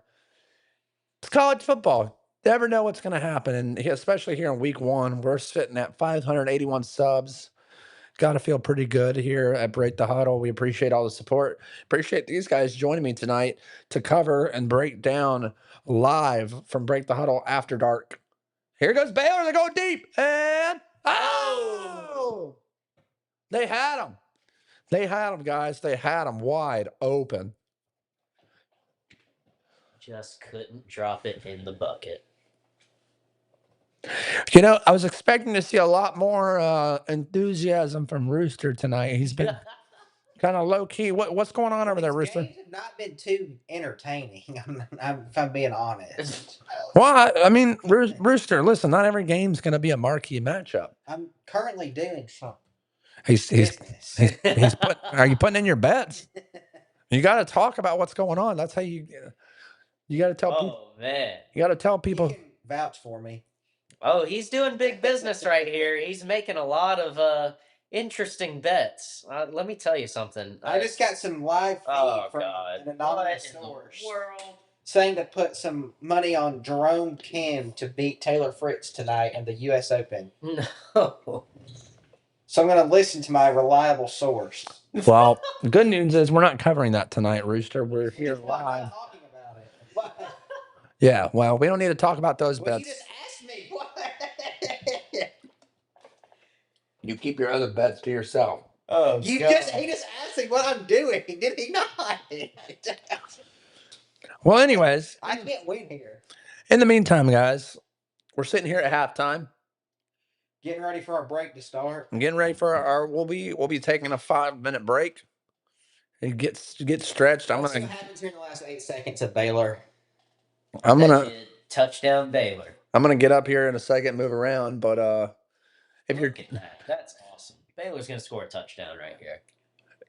They are not. I mean, you got 2 high. I am not a betting expert. So you got 2 high safeties here. Let's see what happens. Oh my God! He had it. Your boy Trigg. There's a reason he's still in college. Oh, man. You know, Our friend, our 9th-year senior. Michael Trigg, he's a good athlete. I mean, look, that was a little bit of a hold too. He transferred this buddy Jackson Dart to Ole Miss, expecting to be a dynamic duo.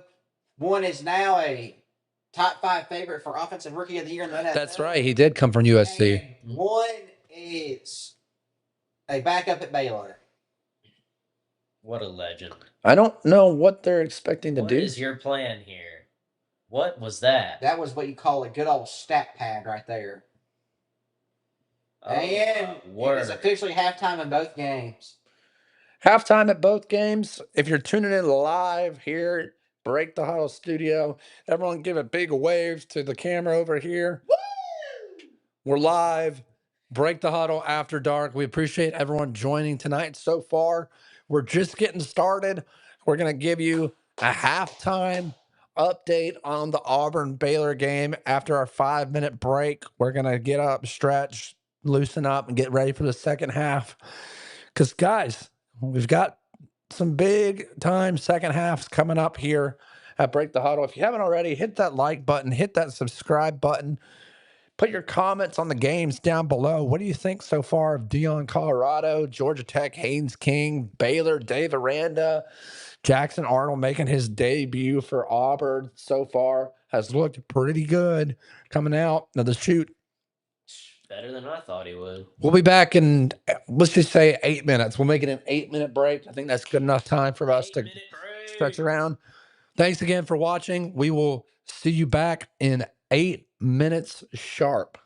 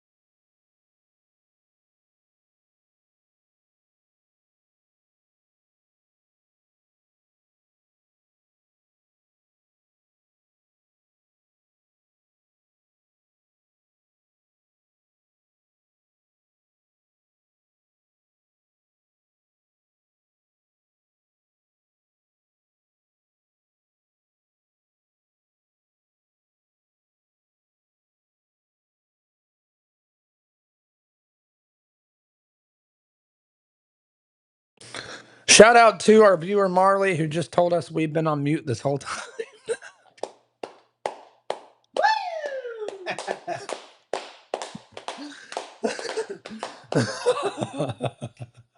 Sounds like Nate doesn't know how to spell his own material. Okay, y'all come back here and do it then. I mean, Jeez Louise. Okay, I'll come over to your place next weekend and you get it set up. Call me when you're ready. But no, thank you, Marley. Really appreciate you. And she said, there you go. See, we got one supporter in here. Thank you, Marley. Shout out Marley. She's the best. Guardian angel of my life. Yeah, and the Break the Huddle After Dark. Maybe we could bring her on as a producer one of these days, Jake. We'd have to pay her a pretty penny, but Listen, she's a big get, okay? She's a local celebrity. sure, right? sure. And very, very dear friend of the show. For those tuning in, sorry I forgot to hit the unmute button. But hey, here's the good thing: they couldn't hear us during halftime. So, so guys, going back on what we just said a minute ago before we were muted for about 20 minutes. Amazing. So we watched Charlton State upset Army. The kicker's getting lucky tonight, Jake said. Now we're watching Wake Forest in a heated battle with none other than Kennesaw State. And 10-9, very slow start. You know, Robbie Ashford, just bless his heart. He can't get it done. But here we stand. 10-9, trying to run out the clock. Now, I'm not exactly sure why Kennesaw State just burned their last time out right there. They got to get the ball back. Yeah, but if you run down the 2-minute warning, yeah, true. One timeout will save you 40 seconds instead of 12 seconds. You make a good point, Rooster. You make a very good point. And as we sit here live at Break the Huddle studio, we really appreciate everyone tuning in tonight.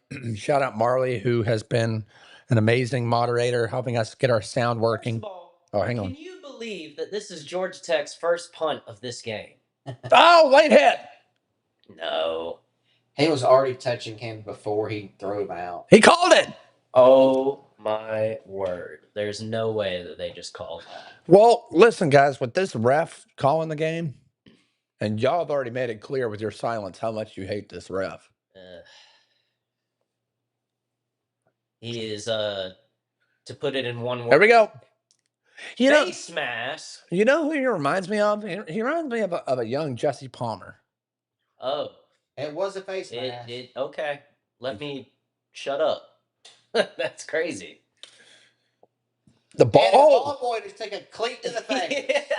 Golly, that had to hurt. Jalen Daniels, 280 yards and 4 touchdowns for Kansas. Guys, as we look forward to tomorrow's slate of college football, obviously, Brad and I, shout out Brad.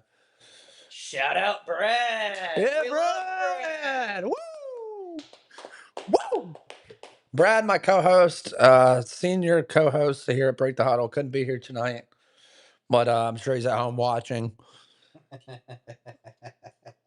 You know, we broke down some of the games. I broke down the Miami Notre Dame game with Ashley Friedland. Go check that one out. It was a good episode. A little bit longer, but worth it. She's great. Gives a great insight to Miami football. Guys, as you look ahead to tomorrow, what's the one game? Obviously, or this weekend, I should say. Obviously, the Texas-Ohio State game's on everyone's radar. But outside of that one, what games are y'all looking forward to? Brewster? I'd say that the most intriguing one, once you get outside of the top 2 matchups of tomorrow's LSU, Clemson, and Texas Ohio State. It would have to be the Syracuse and Tennessee game. You read my mind. Because you have 2 teams who are both bringing in. Oh! How is that not called?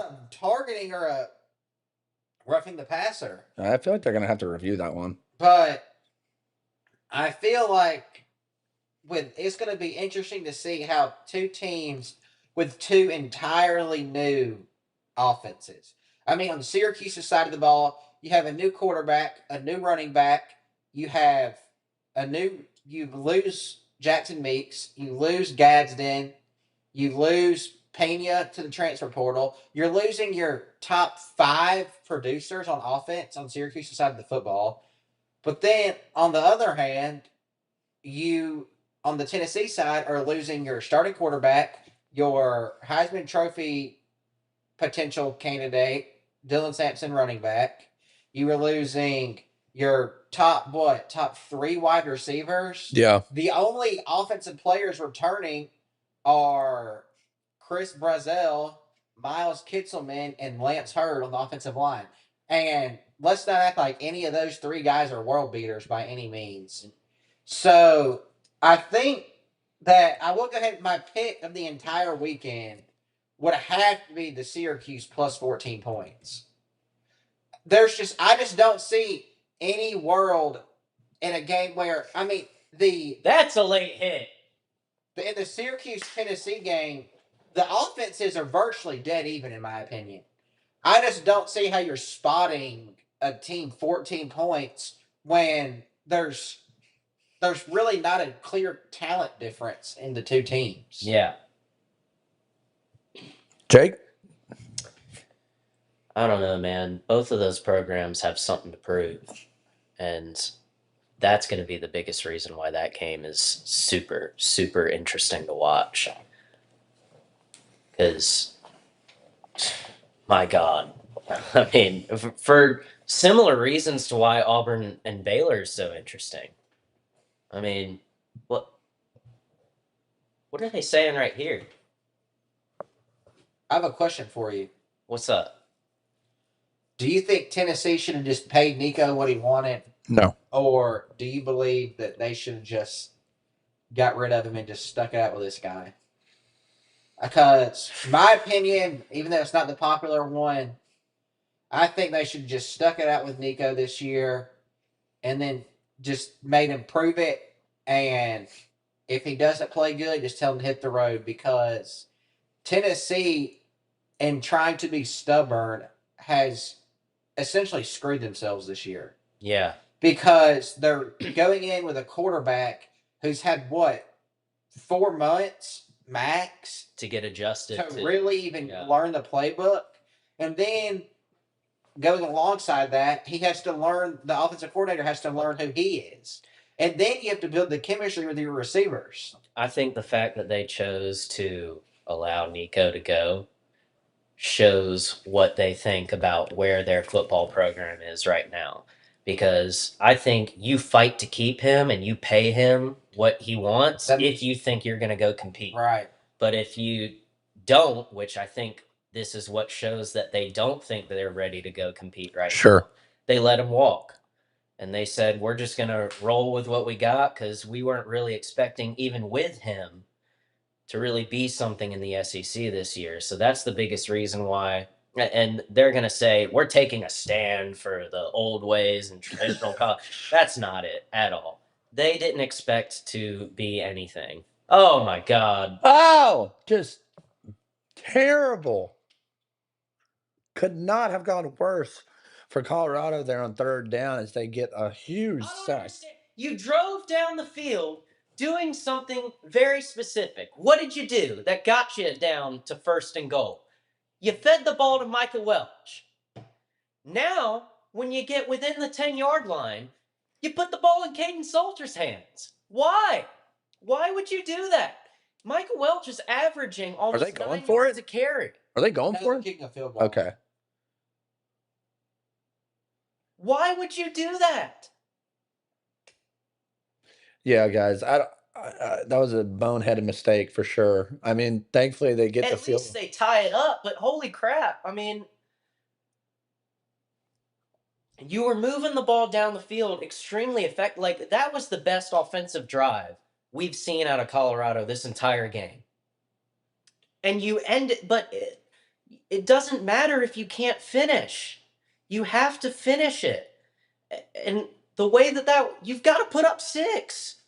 How do you get down there feeding the ball to Michael Welch, who, again, like I just mentioned, is averaging almost 9 yards a carry right now? Colorado's running the ball far more effectively than they have in the past. Yeah.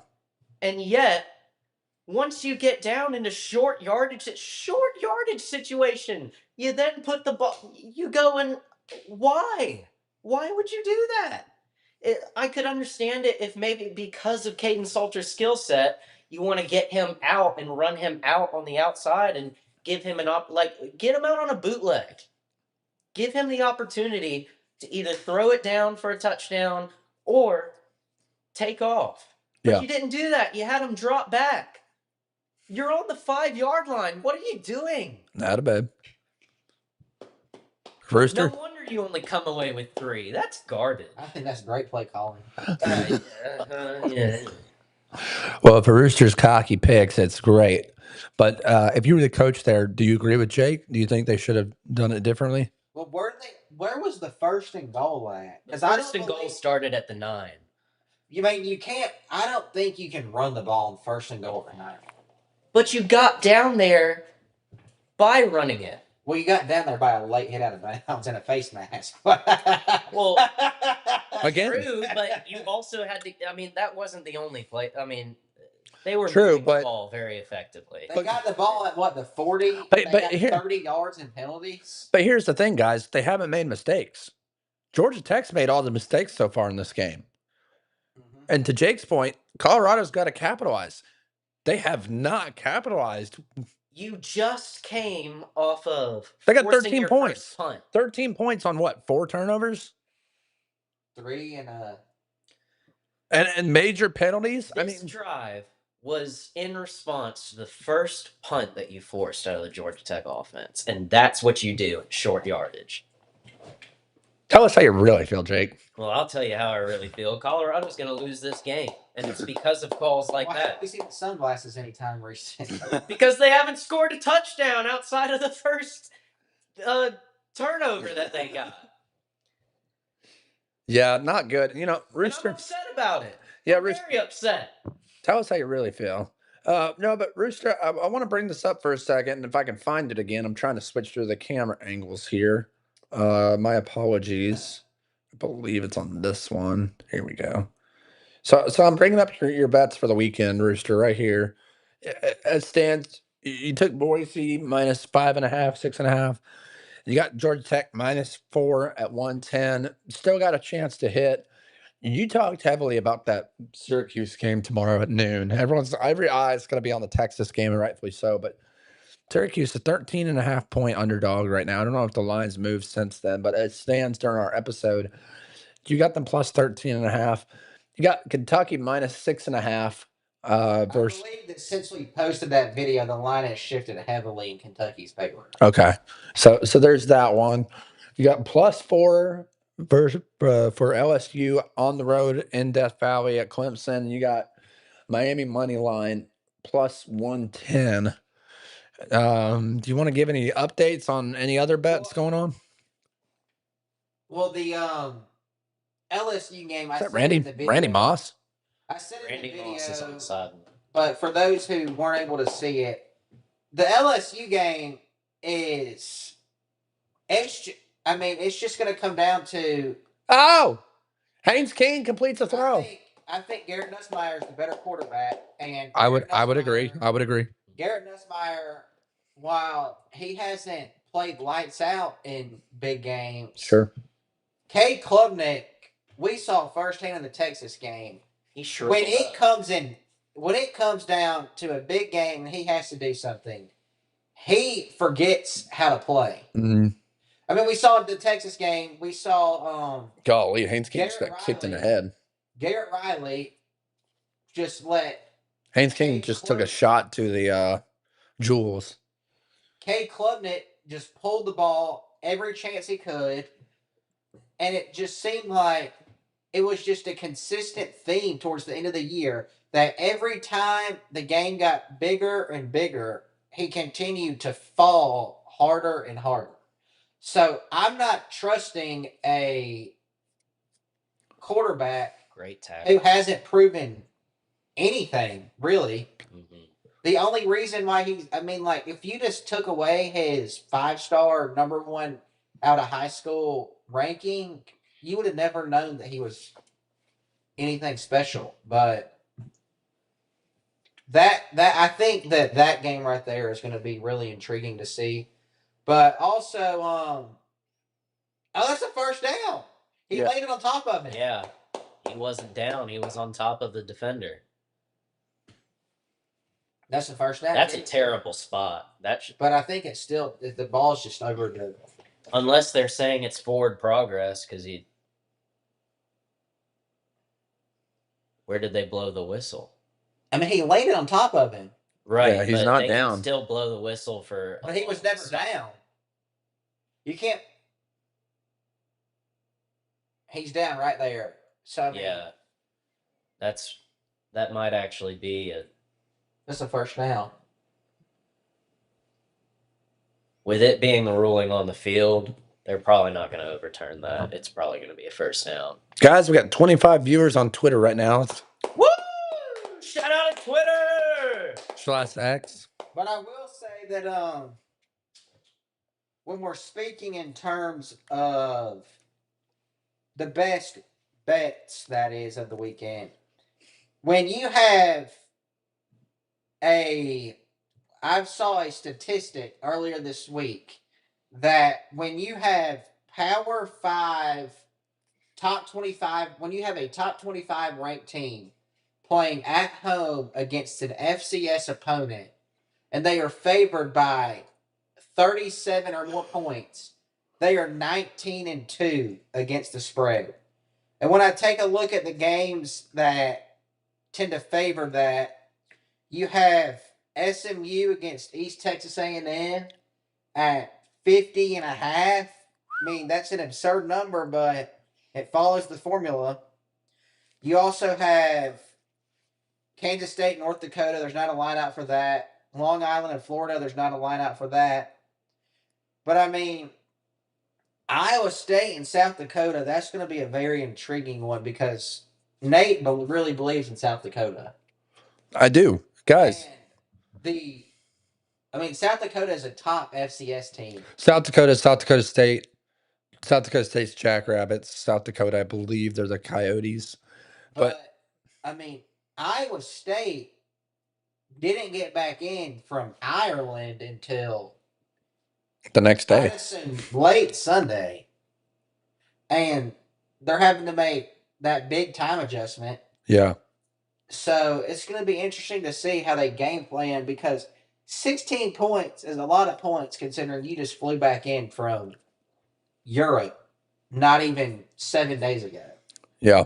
No, it's going to be an interesting weekend. And when you look at these international games in college football, it's a big difference in travel, guys. It's a huge difference. And it's going to be intriguing to see how it plays out. Let's tune into this Baylor Auburn game right now. We haven't talked about it in a minute.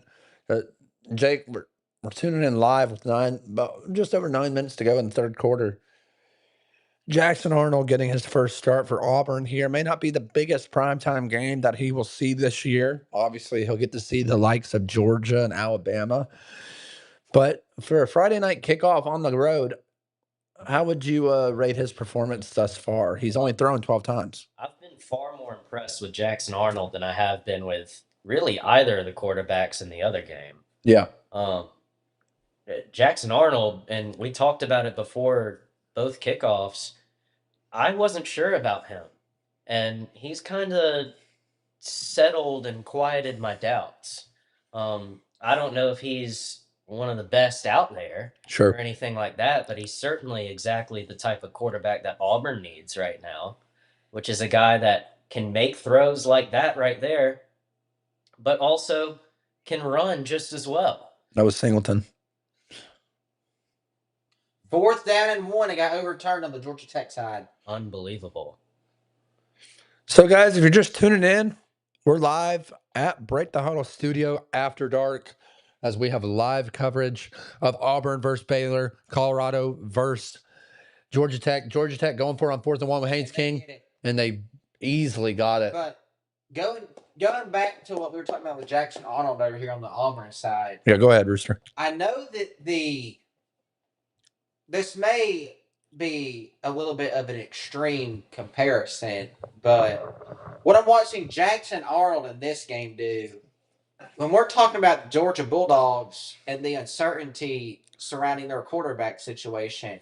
If Gunnar Stockton just does exactly what Jackson Arnold is doing in this game, Georgia will win a lot of games. When you take a look at, Oh my Oh gosh. my God. That was beautiful. I mean, when people talk about the Georgia's quarterback situation, Georgia has the best receiving room they've had in years. Zachariah Branch, Colby Young, Noah Thomas. They have the best tight end room in the country, and it's really not even close. They have Nate Frazier, a top 5 running back in the country. He'll probably be a first round pick in 2 years in the NFL draft. And when you take all that into consideration, Gunnar Stockton on the Georgia side of things, I think people are losing sight of this. He doesn't have to win the game for Georgia. He just has to not lose it. And we saw it in the Notre Dame game. I mean, Georgia gave up a lot of free points with turnovers and special teams touchdowns that were not forced by Gunnar Stockton. So I think that if Gunnar Stockton is able to replicate what Jackson Arnold is doing right here for Auburn, that they are going to be very successful this year. There goes Haynes King. Man. The only problem with that is I think both the staff at Georgia and Georgia fans are tired of having a guy at quarterback who There goes Auburn. doesn't win them the game, but just doesn't have to lose it. Right. I think Georgia fans are starving for a big time quarterback who goes in there and Could be makes Jared a Curtis. difference. While I completely agree with that take, it's just gotten so hard for 5-star quarterbacks to agree to come to Georgia because Kirby Smart has shown time after time after Good pickup for time Georgia Tech there. that he values loyalty over everything else. You see Justin Fields, number 1 quarterback in the country. Jacob Eason, number 1 quarterback in the country. You had Brock Vandagriff come in. He was at one time the number 1 quarterback in the country. And all these guys had to wait a year minimum. Most of them 2 or 3 years. And in today's day and age in college football, people aren't just waiting around 2-3 years for a starting job. Not if they think they're that guy. Especially if they're coming out of high school as the number 1 quarterback in the country.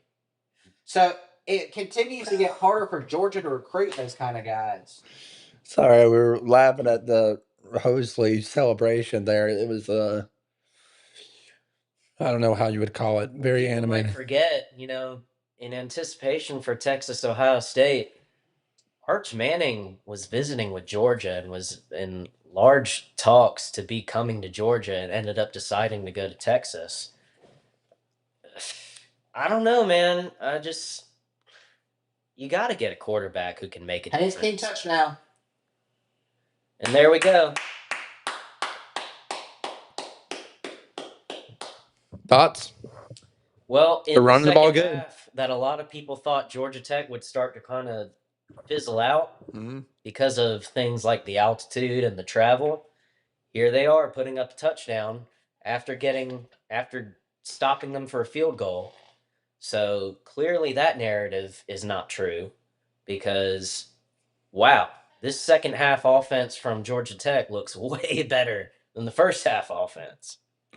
Well, and like I said at halftime, guys, they were beating themselves. 3 turnovers in probably the first 9 minutes of the game. I mean, and Colorado could not capitalize. They score 6 points off of it. So I believe that's the case. Correct me if I'm wrong, but they just, to Rooster's point, they couldn't capitalize. If you don't capitalize off of 3 turnovers and heavy penalties, I mean, Jake, you were just talking about earlier, right? Colorado marches down the field. What do? They put it in Caden Salter's hands for a quarterback draw and gets absolutely stuffed.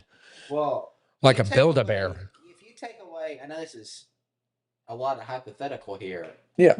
You take away Georgia's 3 turnovers, and this game at minimum 20 to is 6. 27-6, 20-6 minimum. And that's just considering them not even scoring on 2 out of 3 of those drives. Yeah. And all 3 of those turnovers were coming off of drives that Georgia Tech was moving the ball down the field. Mm-hmm. Like, and Colorado had a very good field position on all those turnovers.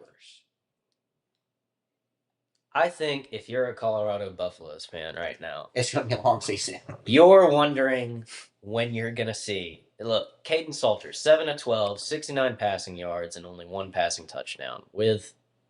And that was off of a turnover, by the way. Correct. I think if you're a Colorado fan, you're wondering because you've been told the entire offseason that they're going to run a 2-quarterback system. Yeah. That they're going to give reps to both Caden Salter and Julian Lewis. You're wondering, when am I going to see Julian Lewis?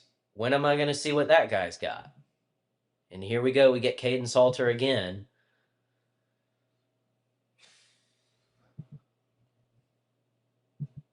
Okay. First down catch by Omarion Miller. Draylon Miller. Yeah, and guys, as we go throughout the season, we'll be here every Friday night, 7 p.m. Eastern time on Break the Huddle After Dark. We're excited to be joined by betting expert Rooster and senior analyst Jake the Weatherman. As always, appreciate y'all joining tonight. I'm your host Nathan Johnston, and CEO. Guys, as we see the season progress, we're going to see better ball, right? Even next week, we got Louisville versus James Madison, and you may think to yourself, "Well, that's not a great matchup. We got better matchups tonight." But then you look ahead further in the season, right? We're going to get to see. I believe we have North Carolina playing on Halloween night. So, guys, and we're going to be dressing up for that one too. We're going to be in full out costume. So, hope you're getting your costume ideas ready as we tune in live. That's Friday night. But guys, yeah, this is going to be interesting as the season goes on. But early on, first week jitters are definitely in the air for college football, regardless of how much playing experience these teams have. They're not just prevalent. They're not just there for you to see. Sure. They're in giant, bold letters. You can see miscue after miscue after miscue for all of these teams. And week 1 jitters are coming out, and as you see in the second half, a lot of that has been cleaned up. Mm-hmm. We've seen hardly any penalties. Sure. We haven't seen any turnovers. What? And there you go. That's just how it goes. Boom. And yet this Auburn-Baylor game is starting to get a little ugly. Auburn has truly impressed me.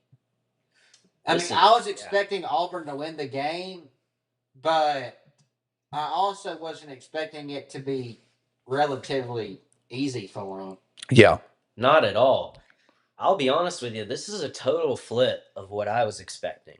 I was expecting Baylor to come out and do what Auburn's doing to Baylor currently. I was expecting Baylor to do that to Auburn. Mm-hmm. And instead, the complete opposite has happened. Mm-hmm. Sure.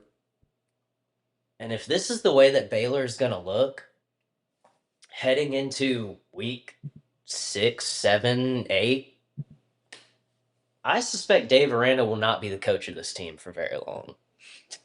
Yeah, guys, listen, I mean, here's the deal. We didn't know what to expect from Auburn this year, right? It's kind of been hit or miss, and we won't know probably until week 5, week 6.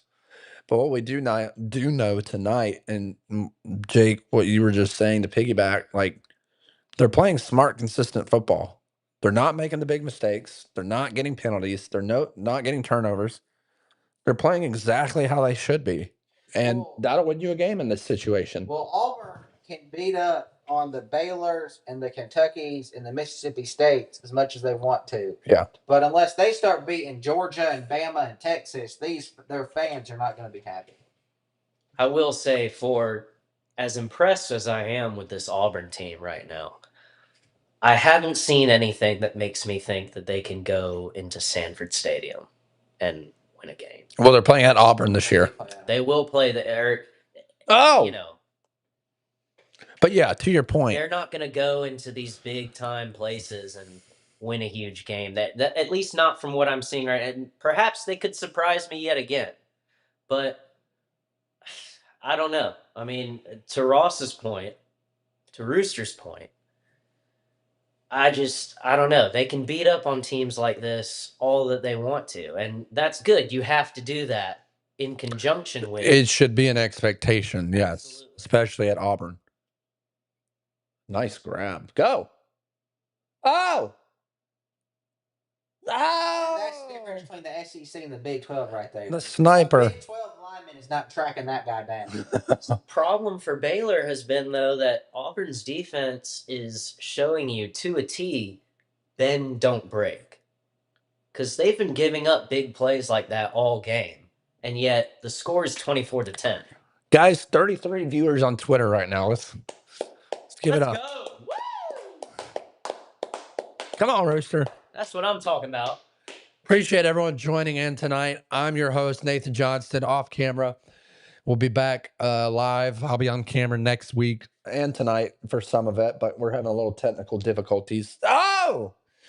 But to my left, none other than senior betting expert Rooster and senior analyst and meteorologist Jake the Weatherman. And while we head to the fourth quarter, my favorite player prop of the day needs 11 more rushing yards. Just going to have to let y'all know that I'm looking pretty good tonight. Boom.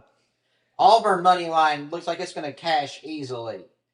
Georgia Tech is looking very promising at -4 right now. And we all said Jamal Haynes should easily cover his 71 rushing yards. And he's already at 60. Double pass. Oh, terrible. God. What did I tell you, Jake, in the first quarter? I said, do not get tricky.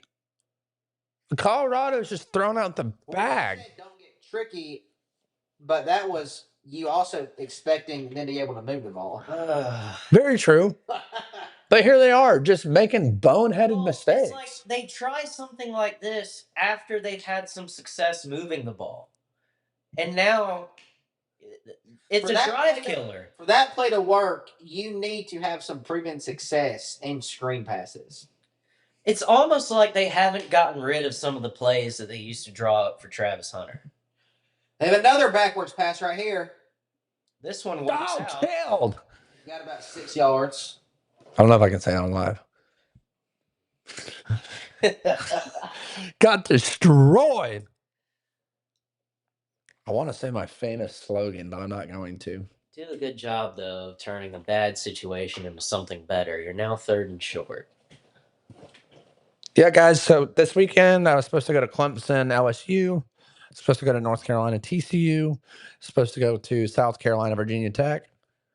All my media credentials got denied. Unbelievable. Did I expect it to happen? No. But was I hopeful? Yes.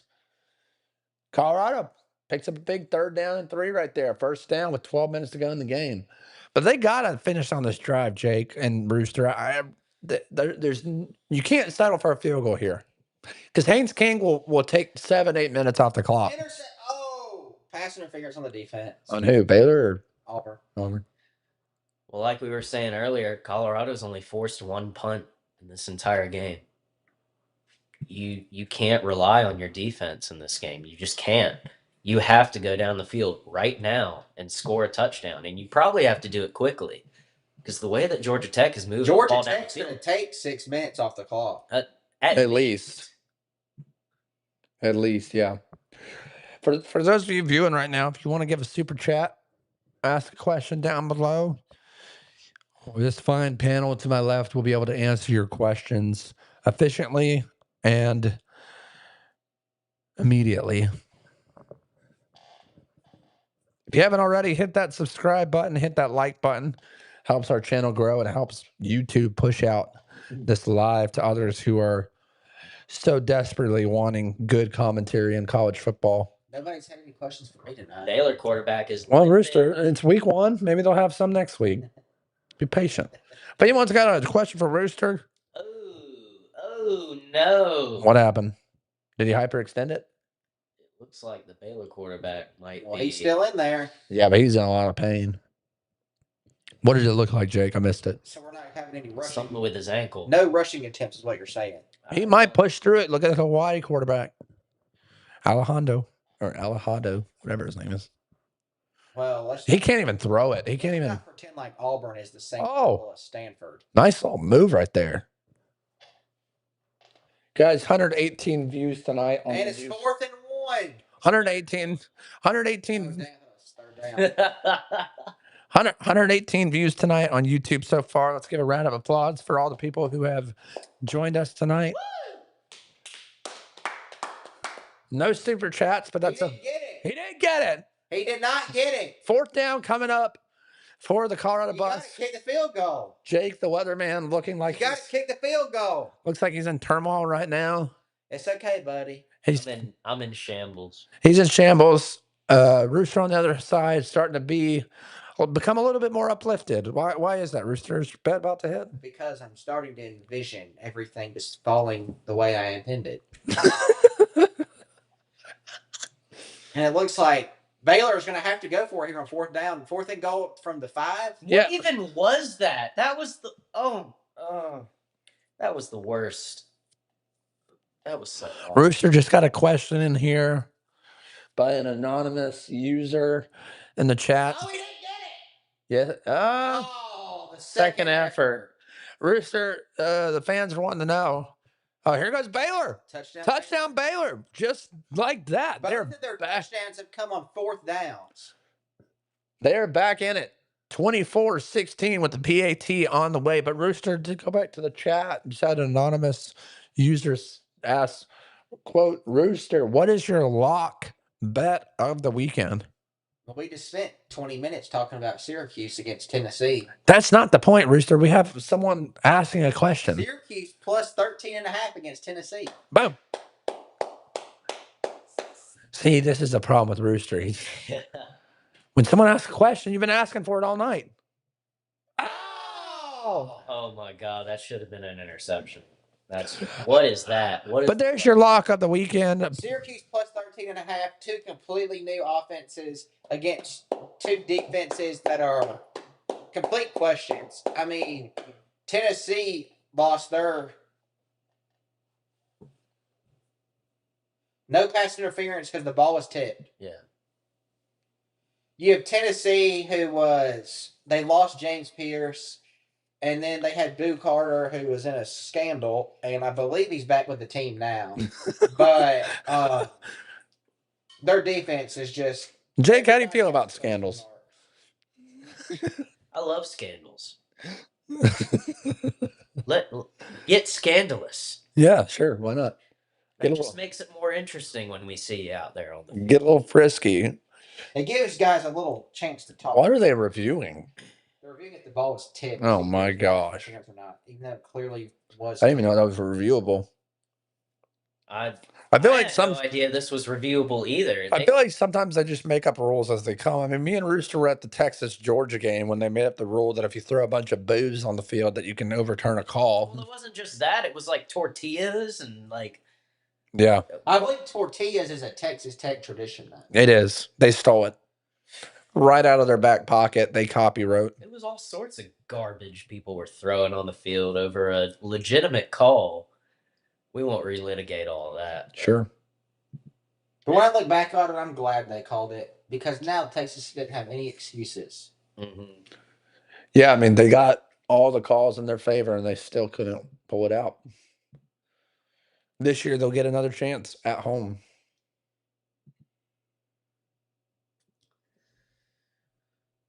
Yeah, I don't know, man.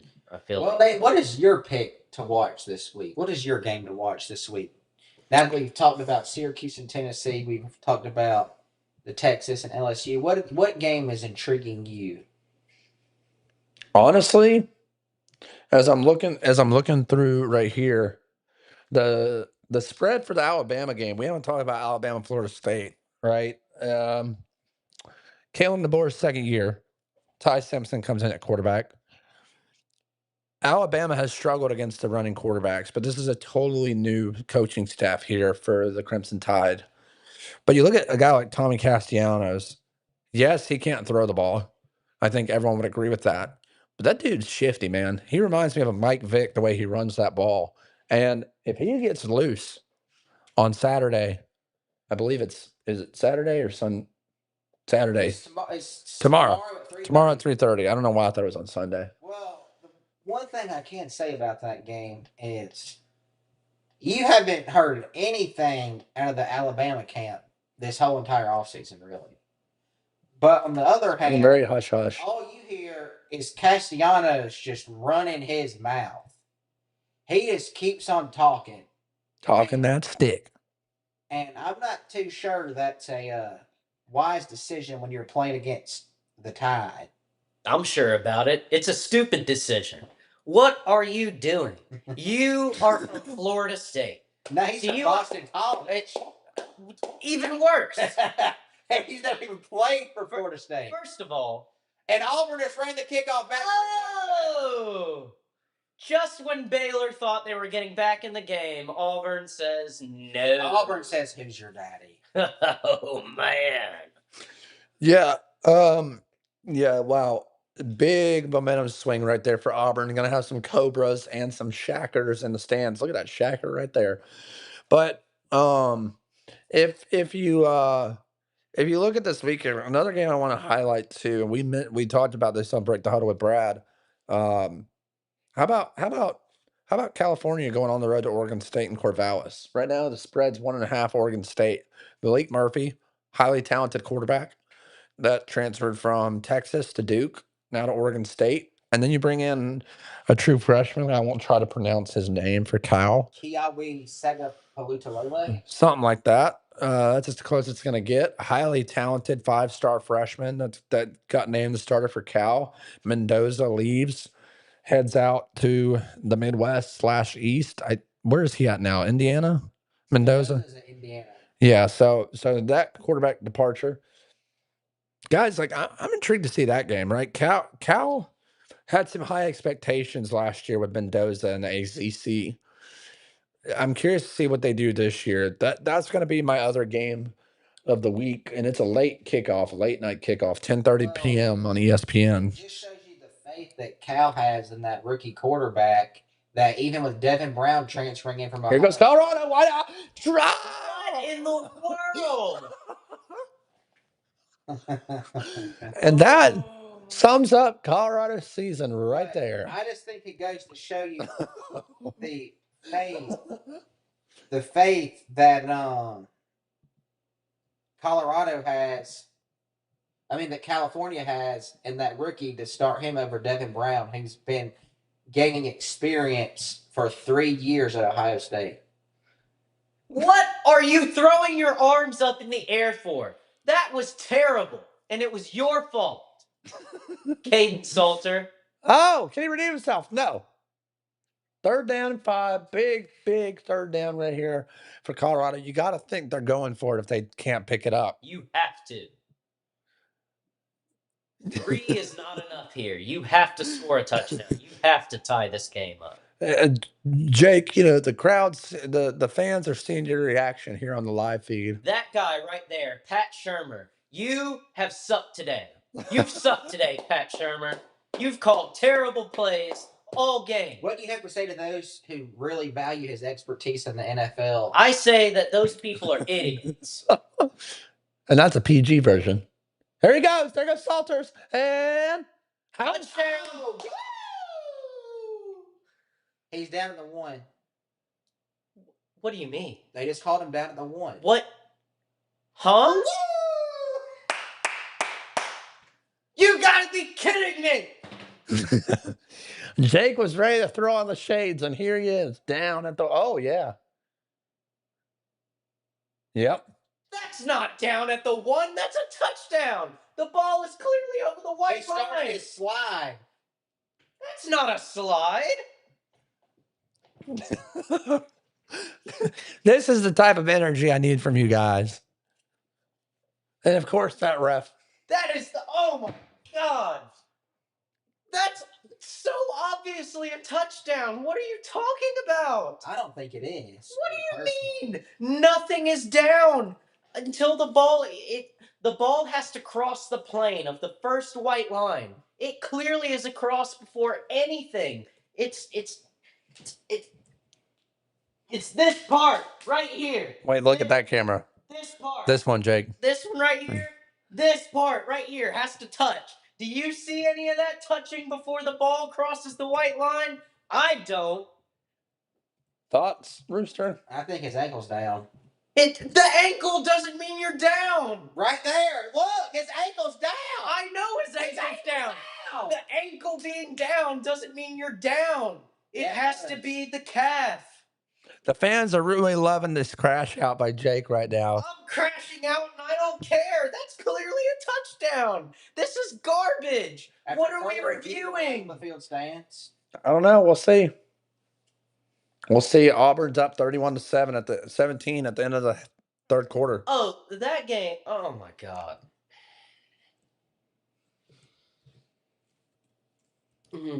So as we're waiting on the review here, guys, and it looks like a potential face mask too. Close. He's coming behind him. Pause. So here we go. Here's the rolling. Touchdown! Woo! There goes Jake from crash And down. I tell you what, just like that, we've tied the game up, baby. All you needed was to believe. Do you believe now? Are you trying to be McConaughey? Do you believe now? No, nobody does. They've seen the defense. You need to stop with that. All that making sense. Sure. 15 plays, 75 yards. You took oh my goodness gracious. I tell you what. Sure be a shame if he misses this extra point right here. If that happened, I would throw up all over this table. Oh! Oh! Oh! It got blocked.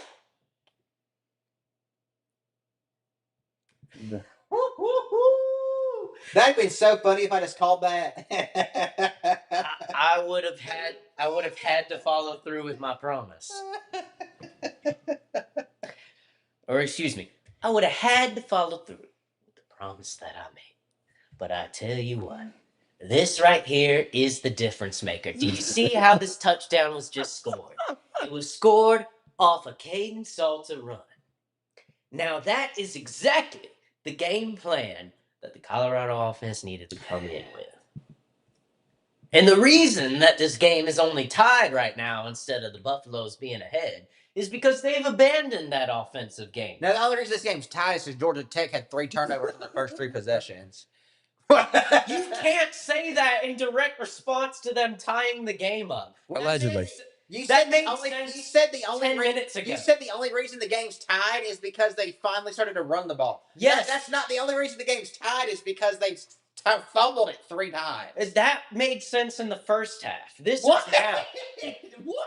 This is now. They What? just tied the game up after getting a stop. That made sense 10 minutes ago It when still they makes scored their sense now. touchdown, when Georgia Tech scored a touchdown. Now, Colorado just got a stop and they went down and scored a touchdown and tied the game up. Now, it's a different story. To each their own, I guess. Hit that subscribe button. Hit that like button as we see the best crash out on YouTube tonight. Colorado ties it up with the Georgia Tech Yellow Jackets. I've got to my left betting expert Rooster and senior analyst Jake the Weatherman. So, when did you become a Colorado fan? I became a Colorado fan when I saw videos of Coach Prime talking to So his you're a team. fair weather fan, is what you're saying. I'm not a fair weather fan. If I've been Deion with them Sanders- since their 4-8 season, sir. That was 2 years ago. Okay, that's not fair weather. That was a losing season. What do you mean, fair weather fan? I was a fan of them when they had a losing So would season. you be a Colorado fan if Deion left tomorrow? No, So you're not a Colorado fan, you're a Deion fan. correct. Then why are you cheering for Colorado? Because Dion is their coach. No, he's just a player. Huh? Rooster likes to throw these scenarios at people as if he's in a He's courtroom. very obviously their head coach. I don't know what you mean. Basically, If he was just a player, he would have left when his sons went to the NFL. They both went to the NFL. He's still here this year. here's one thing that I will say to that, y'all, is you can't deny the fact that Deion Sanders, with how polarizing he is. And Baylor just got a 50-yard pass completion down the 2-yard line. Here's the thing with how polarizing Deion is as a former athlete and current coach. You can't deny the fact that he has brought a lot of people to college football. Period. This should be something that people who are fans of college football in general rally around and gather around and celebrate. And yet the total opposite has happened. And I think I understand why, because that first season where they went 4-8, Colorado fans went absolutely insane and thought that after that initial TCU game, that week 1 game, everyone went and said, "Oh, they're going to go. They're one of the best teams out there," which they clearly weren't. So I understand that people were responding to a lot of the overhype and the over excitedness. Yeah. I get all of that. But since then, all that Coach Prime and the Colorado Buffaloes have proven is that they're leveling up each and every game. They're getting better. They're doing exactly There goes Georgia what you Tech. expect. There goes Jamal Haynes. And breaking news, the Baylor run that went all the way down the 2-yard line was called back for a holding. Yep.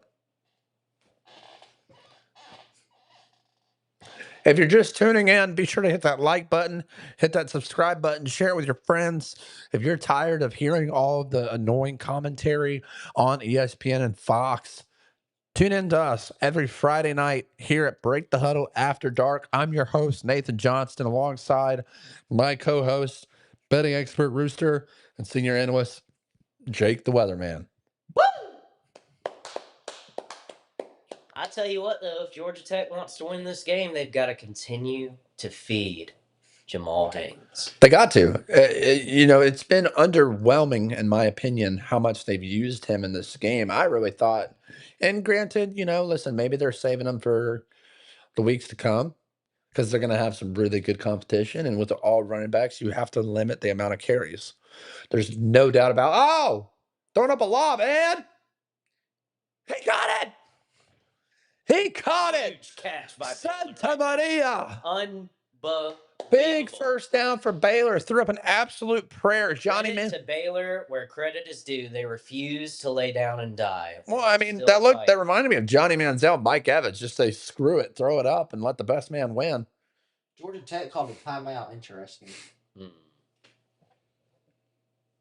So right now, guys, Haynes King's got 142 yards in the air, 99 yards, and 2 touchdowns on the ground. Looks like they're right where they want to be with Haynes King. Well, earlier on, I mean, we're halfway through the fourth quarter now. Yeah. Earlier on, I feel like you could accurately say, oh, well, Georgia Tech's clearly the better team. They're clearly the better team. Now, I don't think you can say that. They're in a tight game. There's 7 minutes left in the fourth quarter. If they go down and score a touchdown, okay, I'll relent on this point. But if they kick a field goal or punt it away or turn it over again, as they already have 3 times, I don't know if you can clearly say that Georgia Tech is the better team. Yeah. If you're in this tight of a game, I mean, sorry. It's this late in the game. If you're clearly the better team, that would reflect in how the game has gone. But it hasn't thus far. Earlier on, you might be able to say that because you still got to let the game play out. But the game is almost played out at this point. Yeah. And you're tied going into the final minutes. I don't know, man. I feel like these two teams are far more evenly matched than a lot of people would give either anybody credit for. Rooster, thoughts? I mean, I don't have much to say about that, but Georgia Tech was behind the 8 ball from the first play of the game when they lost their number 1 receiver to an ankle injury. Well, and who got them behind the 8 ball? That was the first play of the game when he twisted his ankle after a 15-yard rush. What? That's not Colorado's amazing defense. No, and I never claimed that Colorado has an amazing defense. How are you going to argue a 15-yard rush and then the receiver goes out on the first play of the game? How are you going to argue that? But no one's arguing that. Yes, I did not. That's not at all what I said. What I said was, if you're trying to say that Georgia Tech is clearly the better team, I never said that. I said they were behind you the said eight ball. that multiple times I during said this they were live behind the stream. eight ball. We can What I rewind the just said- tape. What I We just can said. rewind the tape, sir. Is that what I just said? We can rewind I the gotta be tape. honest, I was working on the camera I angle. said, my exact words were, I'm the I don't producer. have much to say, but Georgia Tech was behind the eight ball from the first play of the game when their number one receiver got That's hurt. what you said just now. Exactly. But throughout the entirety of the live stream, Exactly. you've been saying that Georgia Tech is I clearly the better team. I went, and then I said I don't have anything to add to that. Just now, did I not say that? So it sounds I like just you're said changing your tune. I just said that I had nothing to add to that. So how am I rebutting what you just said? You're rebutting I'm not. yourself, and that's my point. You're going against what you've been saying the entire live stream, which is that Georgia Tech is clearly, not just slightly, not just, I think they edge out. You've been saying the entire time, they're clearly the better team. They're going to win the game. But they're tied with 7 minutes left. Oh. Well, guys, as it stands here, we're tied. 2020 with a little over 6 minutes to go in the game. Neither of these teams have really had the edge. I will say, also, I will mention that I felt very strongly about Georgia Tech's chances going into this game. Being as much of a Colorado homer as I am, I was very much leaning towards Georgia Tech with all of the constants that they had going into this game. And yet, here we are with now 6 minutes. What the heck? What was that? Oh, boy. Uh-oh.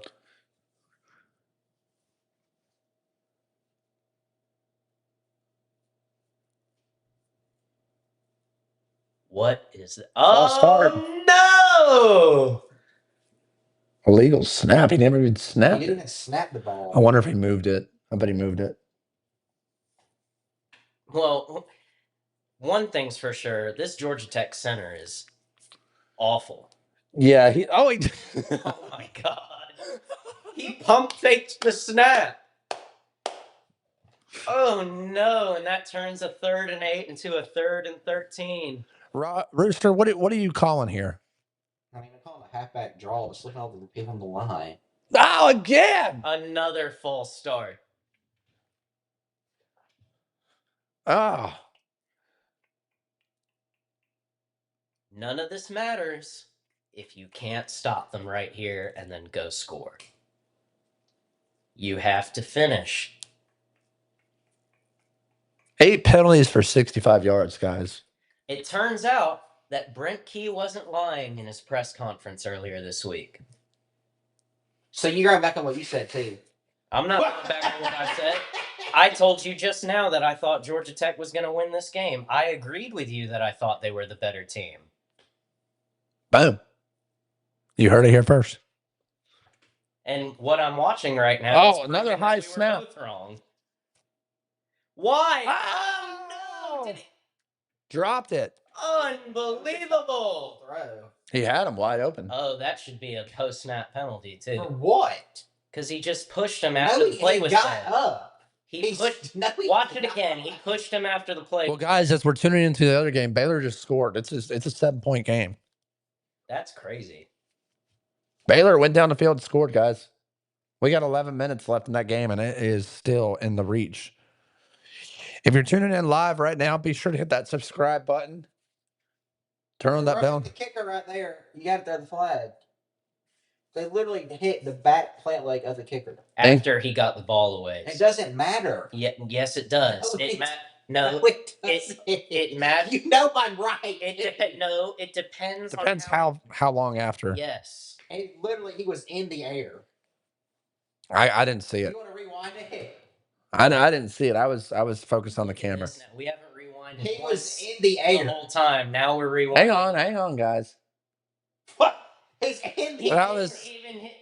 Nah, that's not. That's. I think that was close. You're fishing, bro. You're fishing, bro. Air. You're a world champion fisherman. I mean, I got to tell you. I mean, the rule is if it hits your back plant leg when Not in the air. No, it's I will say this. I do feel like refs are very lenient on those calls nowadays. Like, it's got to be egregious. I mean, Right. basically the kicker's leg's got to snap in half. my whole thing is it's got to be consistent on both sides. If you're But gonna but call but it, here we stand. 5 minutes left. Colorado's driving. They've obviously got to score here to win the game. None of anything that just happened matters if you don't go down the field and score. You have to finish. You know, it's never good when Georgia Tech's got their hands on their hips right now. This is supposed to be the tough-nosed team. It is. And I think they still are. And now I think is when we're finally starting to see the travel and the altitude take effect. Oh, what a throw. I thought that was Well, it just goes to show that Georgia Tech doesn't have the depth. Baylor on the, not to interrupt y'all, but Baylor just, they don't have the defense. And granted, Auburn has probably the best, if not top 5 receiving core. Dang, he caught that ball with that dude all over him. Yeah, that was a pretty good catch. Under 4 minutes, coming up on under 4 minutes for this Colorado game, guys. It's been a chess match. There goes Caden Salter. Let's. Oh my God, that was a oh God, no. Risky. You can't do that right. Very, very risky, guys.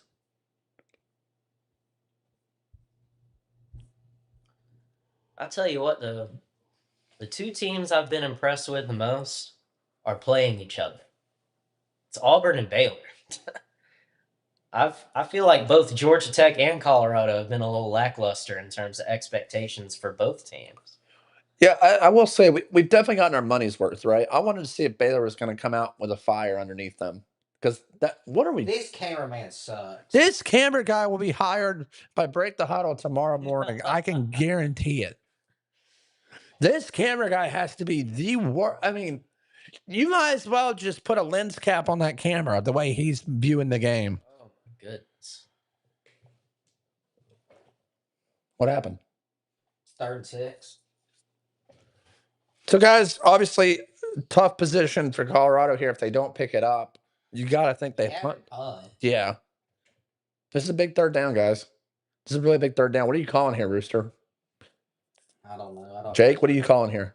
I don't trust the quarterback to throw the ball. You're trying to run it? I'm calling a bootleg. I'm getting Caden Salter to run out. It looks like Georgia Tech's rushing forward. They still can't get to him. Here they come with the spy. He's just so bad at throwing on the run. It's terrible. And granted, like, it's easy for us to say on the couch, oh, he sucks. You're in the game on the run, running for your life. But again, here's a situation. Watch. He steps up. I don't know what he was expecting. He completely missed him. He had him open. He could have gotten it. That would have been a clear. Nate, I just want to let you know that this Georgia Tech defensive state doesn't mean anything if they can't go down the field and score. Well, it doesn't, because then it's going to overtime. Well, no crap, Rooster. What kind of a take is that? Yes, obviously. What you said every drive. Well, because it's true. Someone said in the comments to Rooster that sarcasm was staler than a saltine cracker. I definitely didn't say that. That was definitely what you just said. I know. That was from me comment. That was my comment in the comments. But I mean, just to start the game, it was very sloppy for both of these teams. We're watching the replays right now of Haynes King just absolutely throwing the game away early on. And then they start to step it up. Then Haynes King starts to find a rhythm. He gets into his groove. But Colorado's been bouncing back, man. I will say this. The one thing about Caden Salter is I've seen him. He's impressed me a lot in the pocket, Jake. I know. What? Hear me out. He's impressed me in the pocket, but he can't deliver. Like, he doesn't run backwards. He steps up and tries to make a play. He just can't make the play. So he's halfway there. I'm curious to see how he progresses. And I think to Rooster, He's got a piece of the puzzle, but he can't quite finish. but to Rooster's point, I do wonder if we do see if they lose this game, do we see Juju come in next game? I mean, I'm surprised we haven't seen him in this game. is he even dressed out? I haven't seen him on the He sideline. is. He's been. Who is that? Oh crap! Hopefully it's the center. If it's anyone but the center, they're in trouble. I think that's their left tackle, Rutledge, That ain't good. and he's a big time recruit. Oh, he's in pain too. I bet his knee got caught up. He's cooked. If you're joining in live right now, as we're getting into almost a 2-minute warning for Georgia Tech, Colorado, be sure to like this live, share it with your friends, and be sure to tune in every week. We'll be here live from Break the Huddle studio every Friday night, 7 p.m. Eastern time. We're just getting started on the season, guys. I mean, one thing's for certain. We've had some great football tonight. Is that a cramp? I don't know. It's been sloppy. It's been up and down. We've seen some highlights. We've seen some terrible ball as well. But one thing remains the same, though. They shouldn't have to do that if it's. Well, they've changed the rule now. Yeah. If the ball is spotted before your dig goes okay. down, you have to burn a timeout. Yeah. I know if it's inside of 2 minutes. It's to prevent the fake injuries. Yeah. No, it was definitely not a fake injury. No, that dude. That was Rutledge. That dude is not okay right now. Is it a cramp? Yeah. Because they were stretching him out. But yeah, guys, one thing's for certain. College football's back. And Yeah, thank God. we got to love it, right? Through the ups and the downs. Got to love it. I'm Nathan Johnston, your host, alongside my co-host, betting expert, Rooster, and senior analyst, Jake the Weatherman. Appreciate y'all joining me tonight as we sit here on this beautiful Friday evening watching the best sport in all of the world, college football. As the clock's winding down here, guys, for the new listeners tuning in, give us one takeaway from this first, because we're going to talk about the Auburn game after this game ends, as the Auburn game has a little bit more time left than the Georgia Tech game. But what have you seen from these two teams early on? Regardless of, it's week one. We know they're going to make mistakes. Takeaway, let's talk about one negative, one positive from these two teams. We'll start with you, Rooster. Well, obviously the negative is turnovers for Georgia Tech. Yeah, and penalties. And then, I mean, the only positive I've seen is their running backs can get yardage. Other than that, their passing game has been non-existent. And then they can't get any rhythm with Haynes King in the backfield. It seems like he's just spazzing out every time he tries to draw it. It's like he's already tucking to draw it before he can even get his first reads in. And then on Colorado's side, it's the same for them. The negative is they can't throw the ball. They literally can't throw the ball. Ugh. And surprisingly, their positive is they can actually run it, which I didn't think I'd be saying, but they can run the ball. But I wouldn't say defense has been a positive for either of these teams. More the offenses have just not hit open players more so than it is the defense actually making an impact. Ugh. Jake? Well, I mean, the negative for both of these teams is offensive production. I'd say it's the same across the board in terms of negatives for they don't look ready to play. They didn't look like they were ready for week one. Yeah. I mean, either offense. Georgia Tech more profoundly with the 3 turnovers, but I mean, Colorado hasn't looked much better offensively. Sure. And most of that has to do with play calling. We've been saying all stream, why have you not given Jamal Haynes the ball more? Where are his touches? He should have way more than he does, because every time he touches the ball, it seems like magic happens. And in terms of Colorado, what is the play calling with Caden Salter? and also his execution. It's both. It's a complete and total breakdown. But then I guess positives would be Georgia Tech, despite the turnovers and despite the bad offensive production, they're still in this game. Yeah. They're still probably still more likely to win, if we're being honest. And meanwhile, Colorado, a huge positive for them is that, like, I'll just parrot what Rooster said, they actually are able to run the ball. Not as well as Georgia Tech, but that's not really their identity.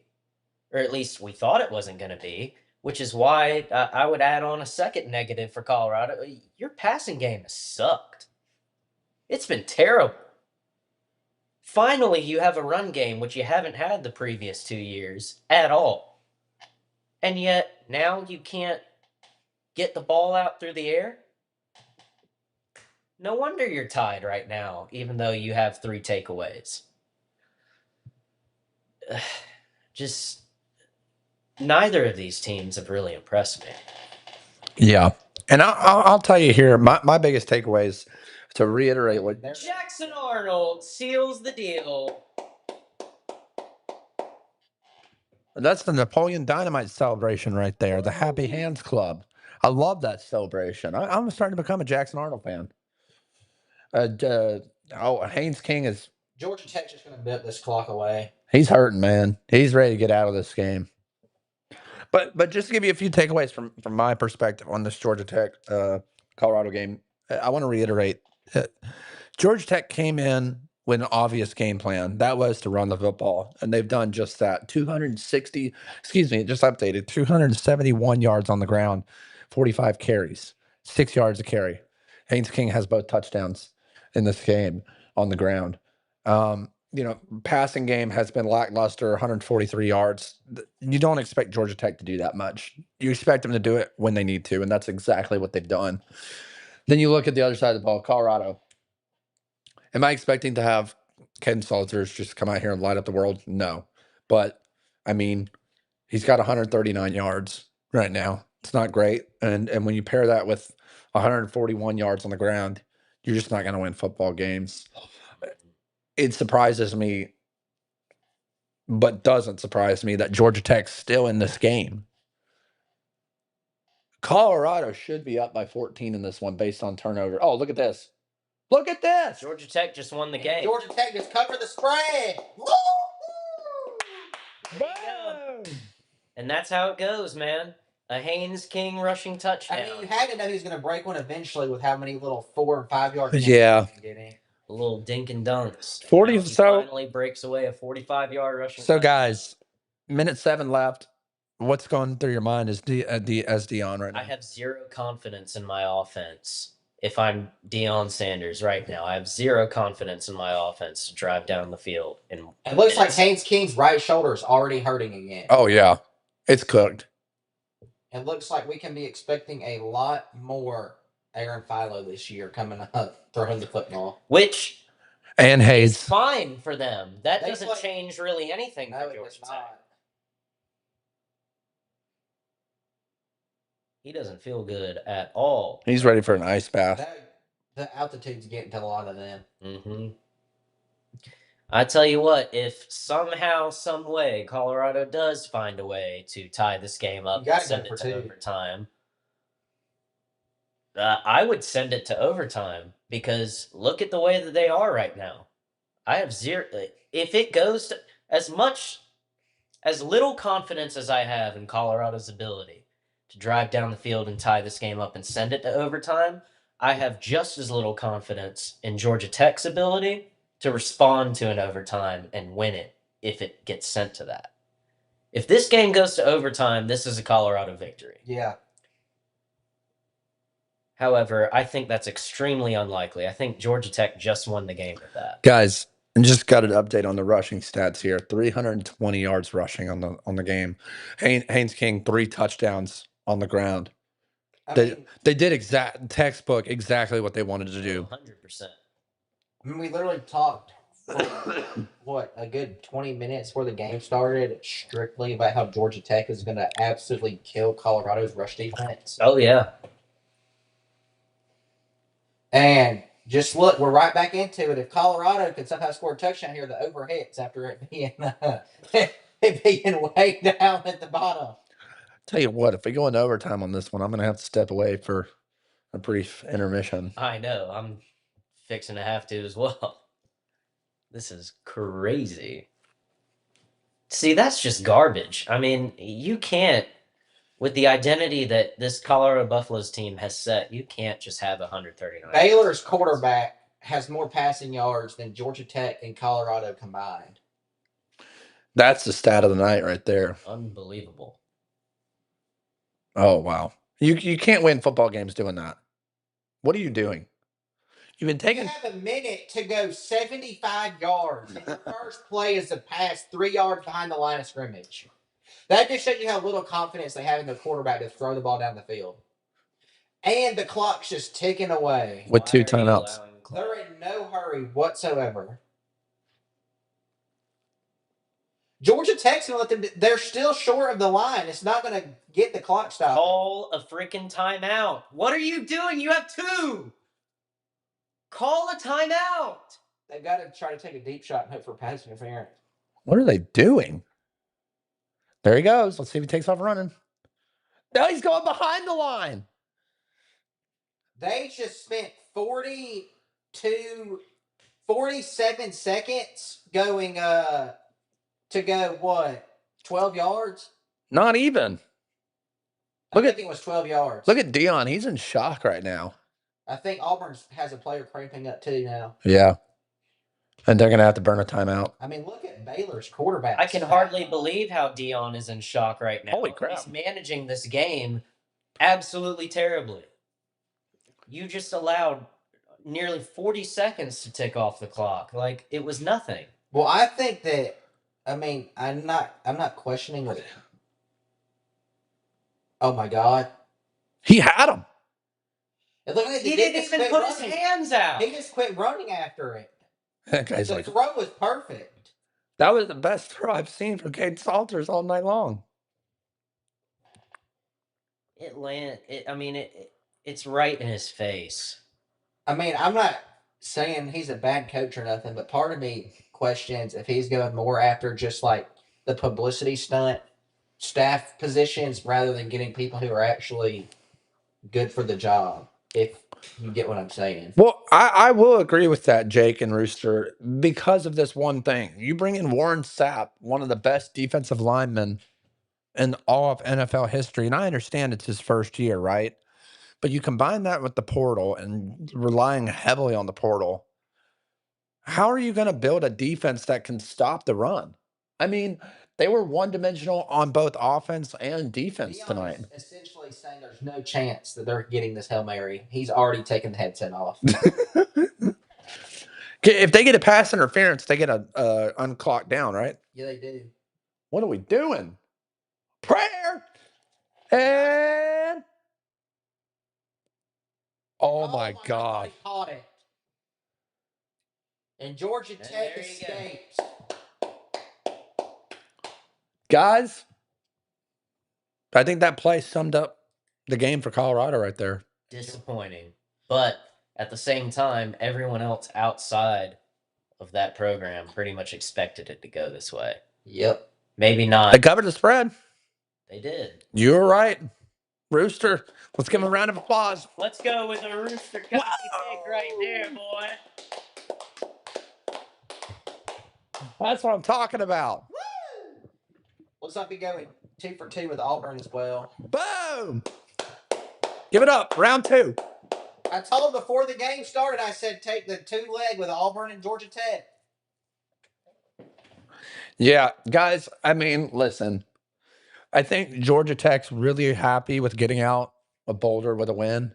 They have to be after that start. But they got some serious work to do. And I think as Brent Key goes into next week, I mean, you got to be concerned about the health of Haynes King. You got to. I think with him, concern is always going to be health is always going to be a concern because He is not going to slide. He's just not. It's just not who he is. Guys, put your hands together. We just got another sub. Woo! 580, Let's go. 582, baby. We're up to 582. Hit that subscribe button if you haven't already. We'll be here every single Friday live at 7 p.m. Eastern time to call and commentate on the Friday night kickoffs. Jake's going to take another round to fill up his cold beverage. And in the meantime, Rooster, as we look back on this game and look forward to next Friday, I know we've still got the Baylor Auburn game going on right now. But like I said, you got to feel pretty good for Georgia Tech. In my opinion, because I've been asking y'all a lot of questions tonight, Haynes King dominated, man. Haynes King was the star of the show. I think that's what we all anticipated. 175 yards rushing, 3 rushing touchdowns. Let me refresh it and double check, but I believe it was 19 carries, 156 yards on the ground, 8.2 yards per carry, 3 touchdowns, his longest being 45 yards. I mean, what do you have to say to that, Rooster? I mean, this is exactly what he did last year. Yeah. He did enough to get the job done whenever it took. And he's not going to be the fat, flashy player. He's not going to make the sexy throws. But when it comes that time to win the game, he's going to make the right play. Yeah. You heard it here live. Break the Huddle after dark. Be sure to like this video, subscribe down below, share it with your friends. As I mentioned, we'll be live every Friday night, 7 p.m. Eastern time. I'm your host, Nathan, here with betting expert Rooster and senior analyst Jake the Weatherman, who's filling up his cold beverage right now as we speak. We're going to take a 2-minute break, intermission. When we come back, we're going to highlight what happened in the Georgia Tech Colorado game. We're going to tune in with this last 2 minutes for Baylor versus Auburn. And finally, we're going to look ahead to this weekend and to next Friday when we're live again here on the air. YouTube, Twitter, Twitch. We'll be live on Facebook and Instagram as well next week. We really appreciate everyone joining tonight, everyone tuning in, everyone that's subscribed. It means the absolute world to us. Without you, we would be nothing. So thank you so much for your support. We'll see you back in 2 minutes.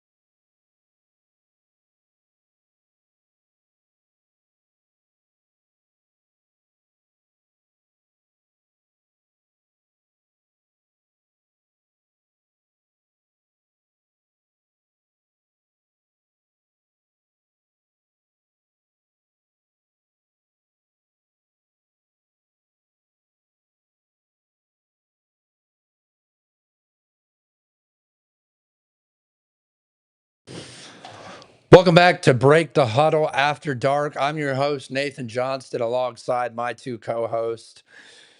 This beautiful panel over here to the left of me, betting expert for Break the Huddle, Rooster. Rooster, you've been nailing your picks tonight. And to his left, the one and only senior analyst, Jake the Weatherman. Woo!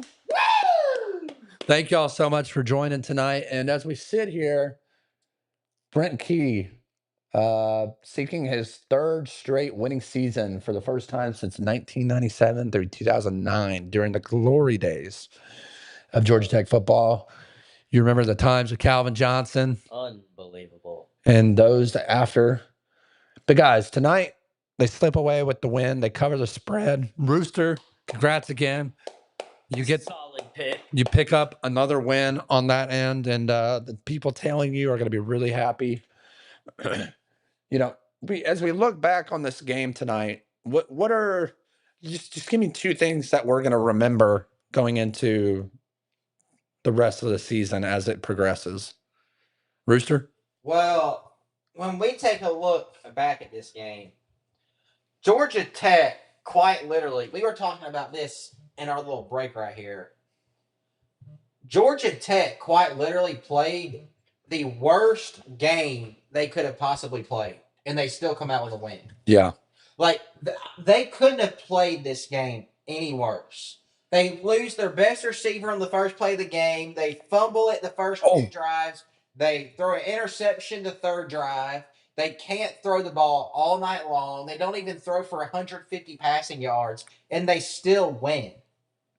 So, when I take a look back at this game, it's more so that Colorado they just don't have the players more so than it is that Georgia Tech actually did anything special.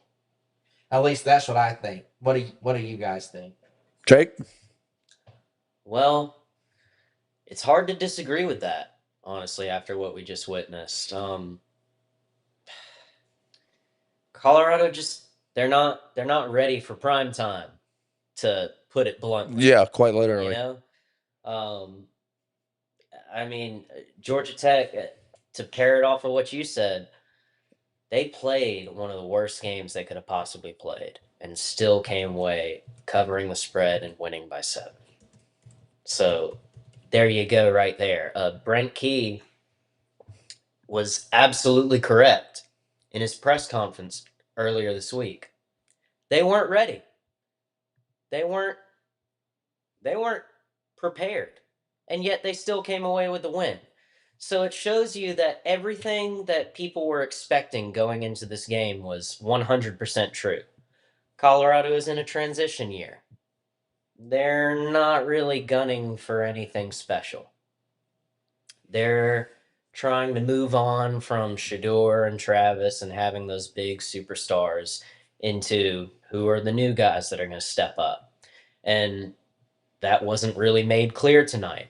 Caden Salter, while he wasn't terrible, didn't look impressive either. We were kind of left wondering. I kept asking, hey, we've been told that we're going to see a kind of 2-quarterback system. Where is Julian Lewis? You know? But that also kind of leads into, it's almost worse that Caden Salter wasn't outright terrible, because nothing happened that justified taking him out of the game.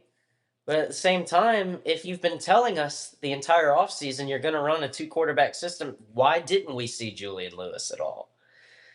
And then we also saw some poor game management at the end of the game by Coach Prime. Yeah, with the clock. With 2 timeouts. Wasting nearly 40. You had 2 timeouts and 1:07 left to go down and tie the game. And you wasted so much. You just kind of threw it away at the end. And he's taking his headset off with 20 seconds left. Like, that's not good. That's bad. That's really bad. But as bad as that is, I mean, I saw resilience out of Georgia Tech. I saw a team that, even though they weren't ready today, it's the week 1 jitters. It's let's get this out of it. This was their bad game. Yeah. this is probably as bad as you're going to see Georgia Tech all season. You would hope. The ACC better look out because Georgia Tech is on the rise.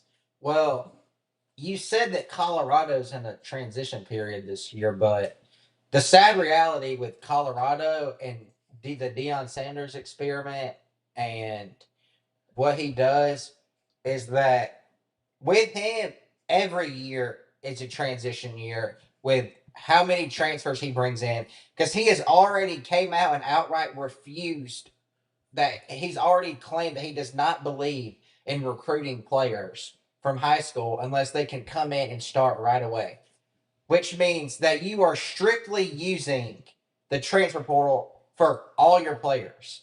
So essentially, every year for him is going to be a transition period, which means you're never going to get camaraderie in the team. You're not going to have chemistry with the defense. You're not going to have chemistry with the offense. Your quarterback's going to have new receivers every year. Your offensive line is going to have 5 months together to adjust things. So, I mean, it's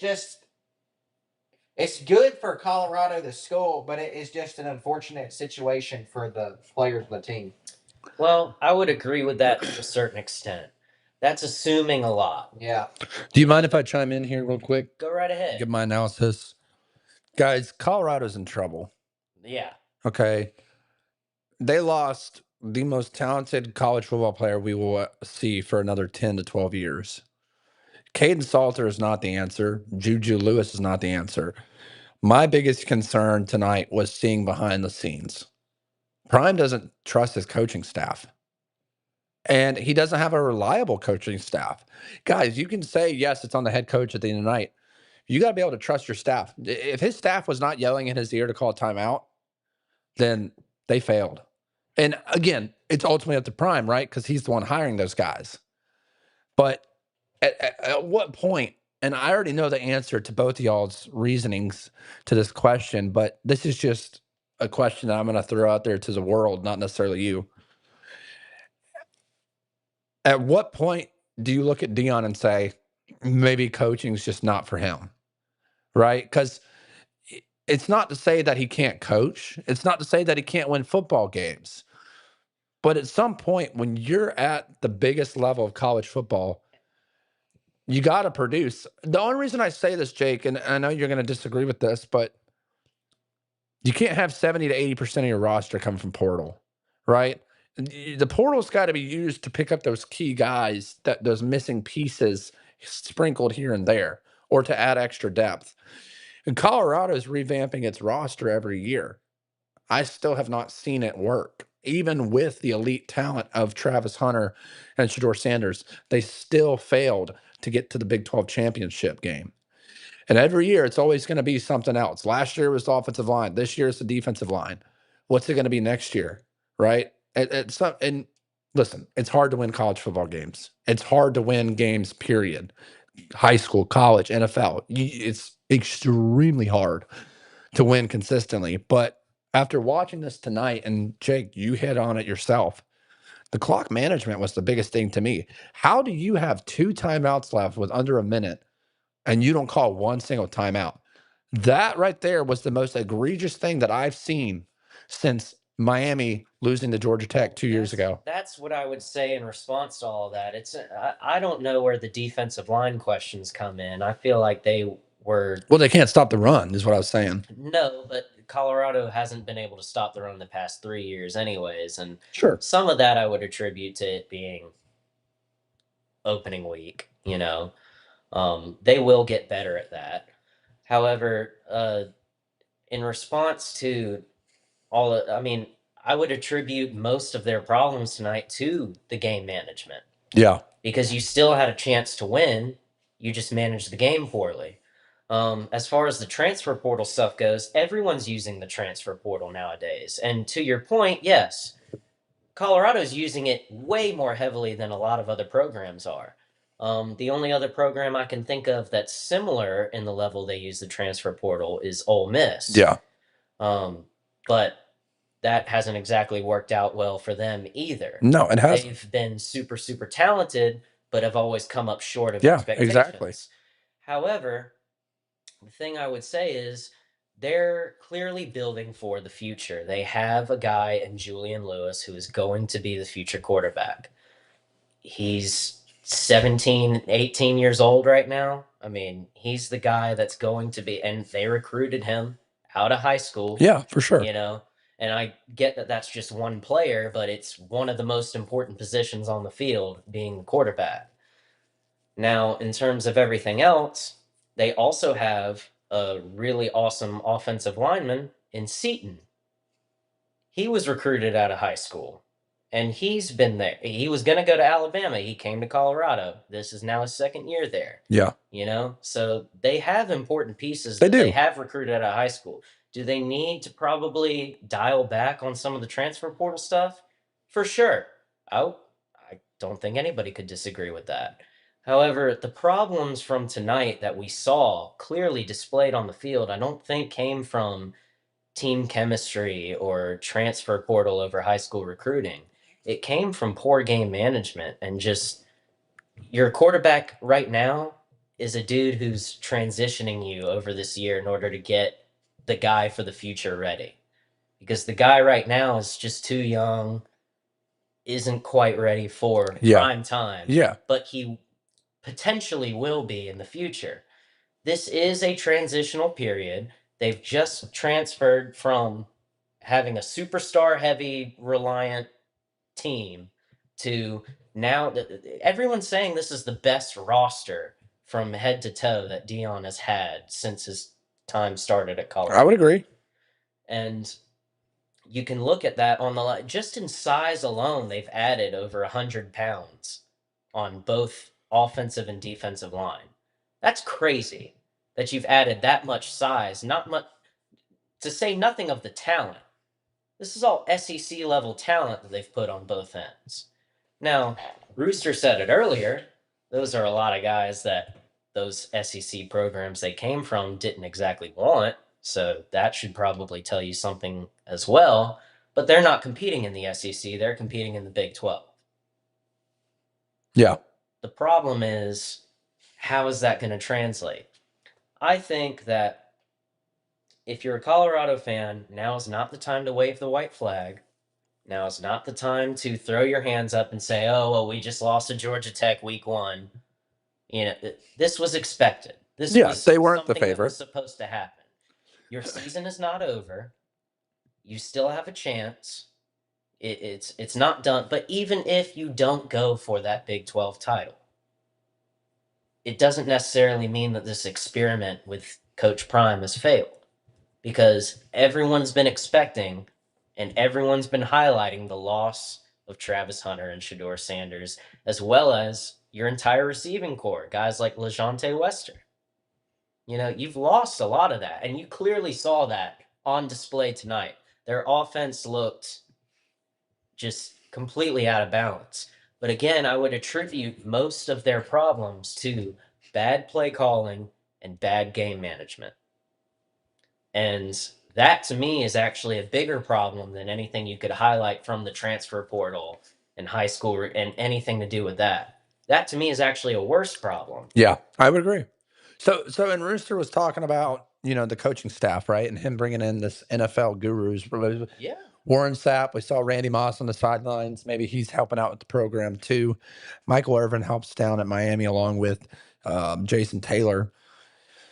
But they're not in the key roles that they are at Colorado. And I'll ask both of you this question. Rooster, I'll turn it to you first, and we can give quick answers on this question because I want to talk about something else here in a second. But yeah, is there going to be a time in the season where if Colorado doesn't get to rolling, we're going to see some coaching turnover? Well, to go back to answer your previous question, since I really didn't say anything about it. Yeah, go ahead.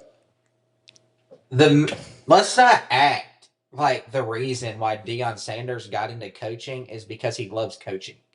This is the first year in his coaching career that he's never coached either of his sons.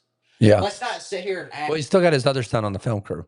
Let's not sit here and act like he didn't get into coaching for personal selfish reasons. Well, I wouldn't necessarily say it's selfish. Not selfish, but he got into coaching for personal reasons. Yeah, and you can't fault him for You that. can't fault him for that. But it raises the question of how bought in is he now that the reason why he even began coaching to begin with is no longer there anymore.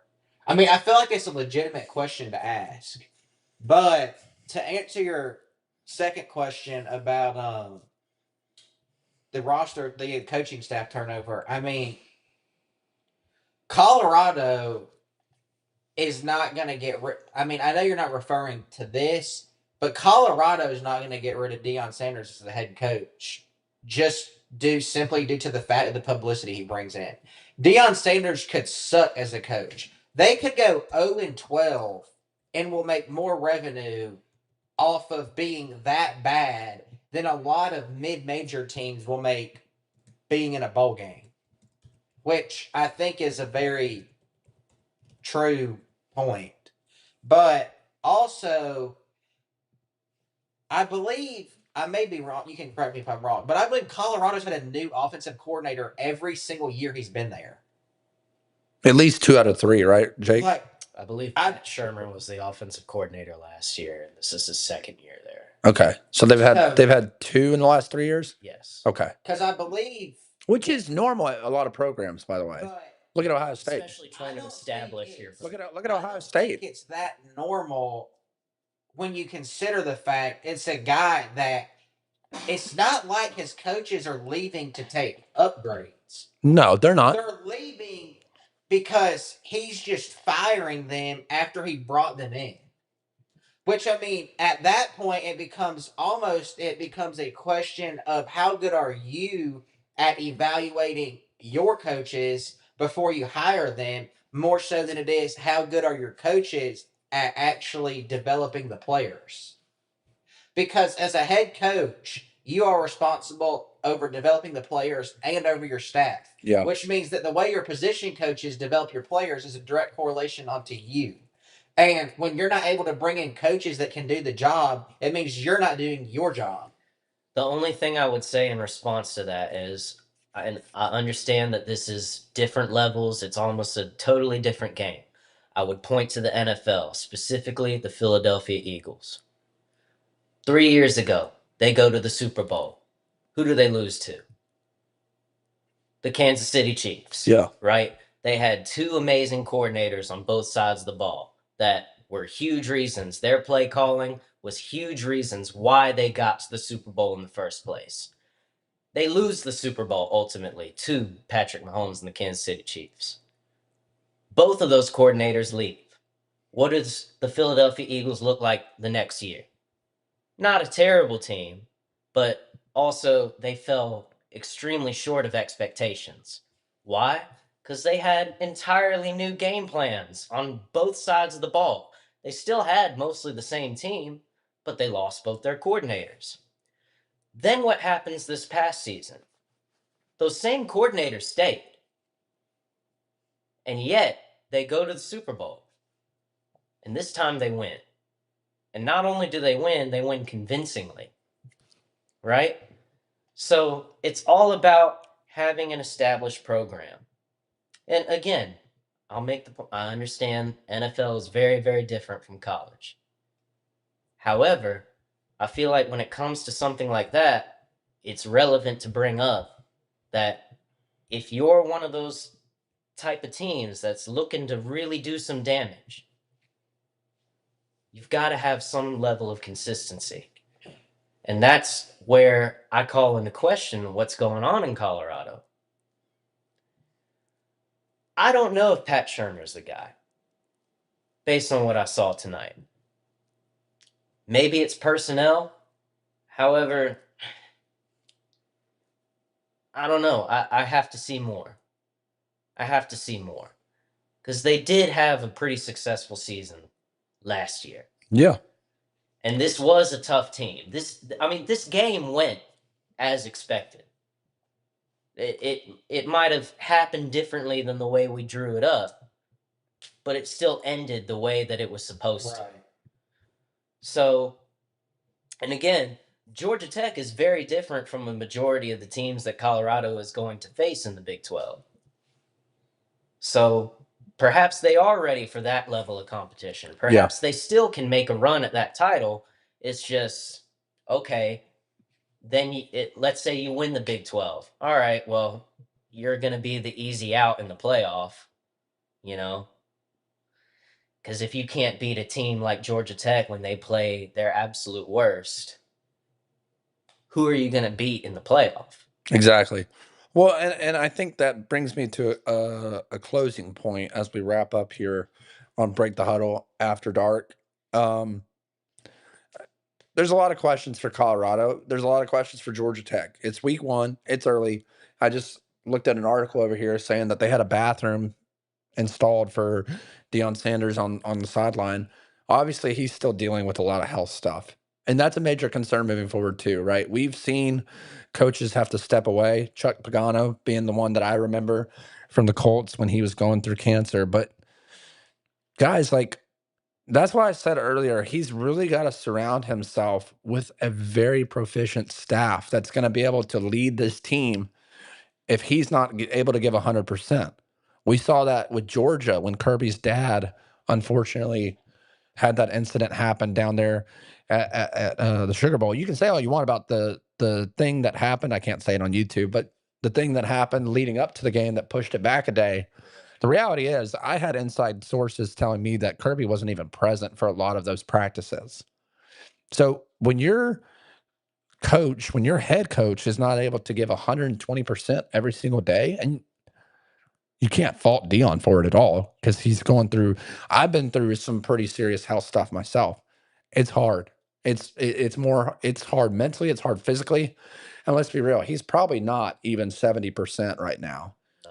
As much money as he has to put towards his health, his nutrition, everything, it's still hard to get up every day and give 120%. He's given 120%. It's just not 120% of what he's used to giving. Well, everything that you try and do as a program, as a team, as an organization, anything is top down. It is. So if your leader isn't able to give his best, even though he's given his best, but if he's not, I mean, you brought it up with Georgia. You saw how that went. And I think you just saw how it went tonight. However, I will say, on the flip side of that, you see how it went on Georgia Tech's side. Brent Key, what a leader. Mm-hmm. And I understand he's not dealing with the same kind of stuff. And of course, we wish Coach Prime the best. However, Brent Key was present. Brent Key was there. Was he? And I think that's what you saw displayed on the field tonight, is Mm-hmm. that leader showed up and told the world, we're not ready. I don't like where my team's at. You saw it displayed on the field. They didn't look good, and yet they still came away with the win. Georgia Tech has so much upside coming out of this game. And my God, the ACC better look out, because if this was their worst game and they still managed to pull that out, 3 turnovers in the first quarter, you win 27-20. Your head coach earlier in the week is going off behind the podium talking about we ain't ready. We look terrible. We suck. You still come out and do what you did? Georgia Tech is looking to make an ACC title run. And they've got the talent. They've got the coaching staff. They've got the game management. Because as much as we can point to Colorado's mistakes and Coach Prime's mistakes and Pat Shermer's mistakes, What? you can't point to that on Georgia Tech's side. No. Rooster, I'll turn it over to you because we've given Jake some time to give his closing thoughts. Do you have any thoughts on the 2 games tonight? I know we've talked about Georgia Tech, Colorado, the majority because of everything surrounding that game.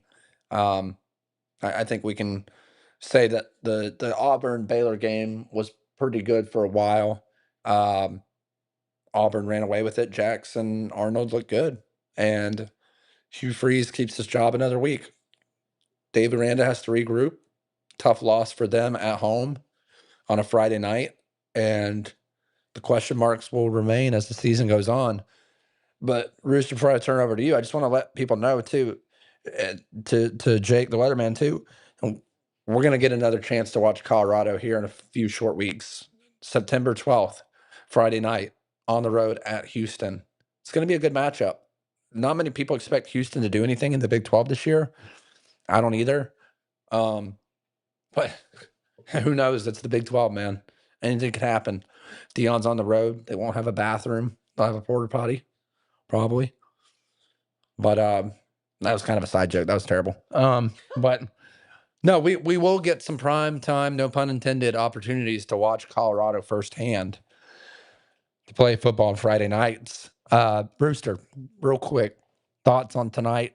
What did you think of the live stream? I'll let you talk about that too for a second. Well, my takeaway is not going to be just from tonight, but from the first 2 weeks as a whole, is that with the changing of all these, with the SEC changing to a full 9-game schedule, and with all the new players coming in and all the turnover, I am expecting to see in the future a lot of these teams to start scheduling their easier games in the first week or two, because the fumbles and interceptions and turnovers that Georgia Tech had in that game, they're not happening in week 3 or week 4 or week 5.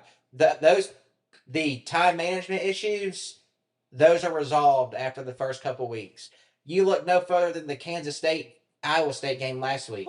That game could easily decide how the entire conference shakes out, and it's happening in Ireland 4 months before the conference championship even takes place. Unbelievable. And you're having turnovers left and right, just back and forth all over the place. So in a time where the college football playoff or bust for every single team in the country, a takeaway I've noticed is that all of these teams that we've seen so far are making mistakes that are just simply not happening in a month from now.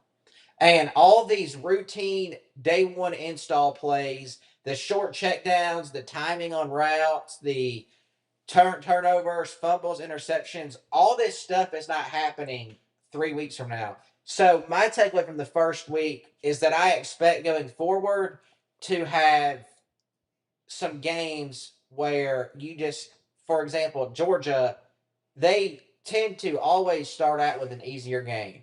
I know that last year was an exception, but usually Georgia and Alabama and all these teams, they get crap for it, but there's a reason they're the teams at the top at the end of the season. It's because they always start out with a game to get their feet under them, and then they put it together. LSU wonders why they're never at the end of the year. It's because they ruin their season before it ever gets started. So I expect going forward, my takeaway from the entire first week is that I expect teams to schedule a lot easier in the first week or two with all the turnover that we see in college football now. Well, I'll close us out here as we reach the midnight hour. First of all, great night of football. Appreciate y'all joining the show. Everyone deserves a big round of applause. Rooster hit 2-0 on his bets tonight. Congratulations to Rooster. Big round of applause for Rooster as well. And guys, college football is back. Thank God. We're here every Friday night. Break the Huddle after dark. We gained 5 new subscribers from the live, so hats off to that as well. Big round of applause there. And 33 viewers on Twitter for the night, 106 views total. And over 170 something views on YouTube. One Twitch streamer.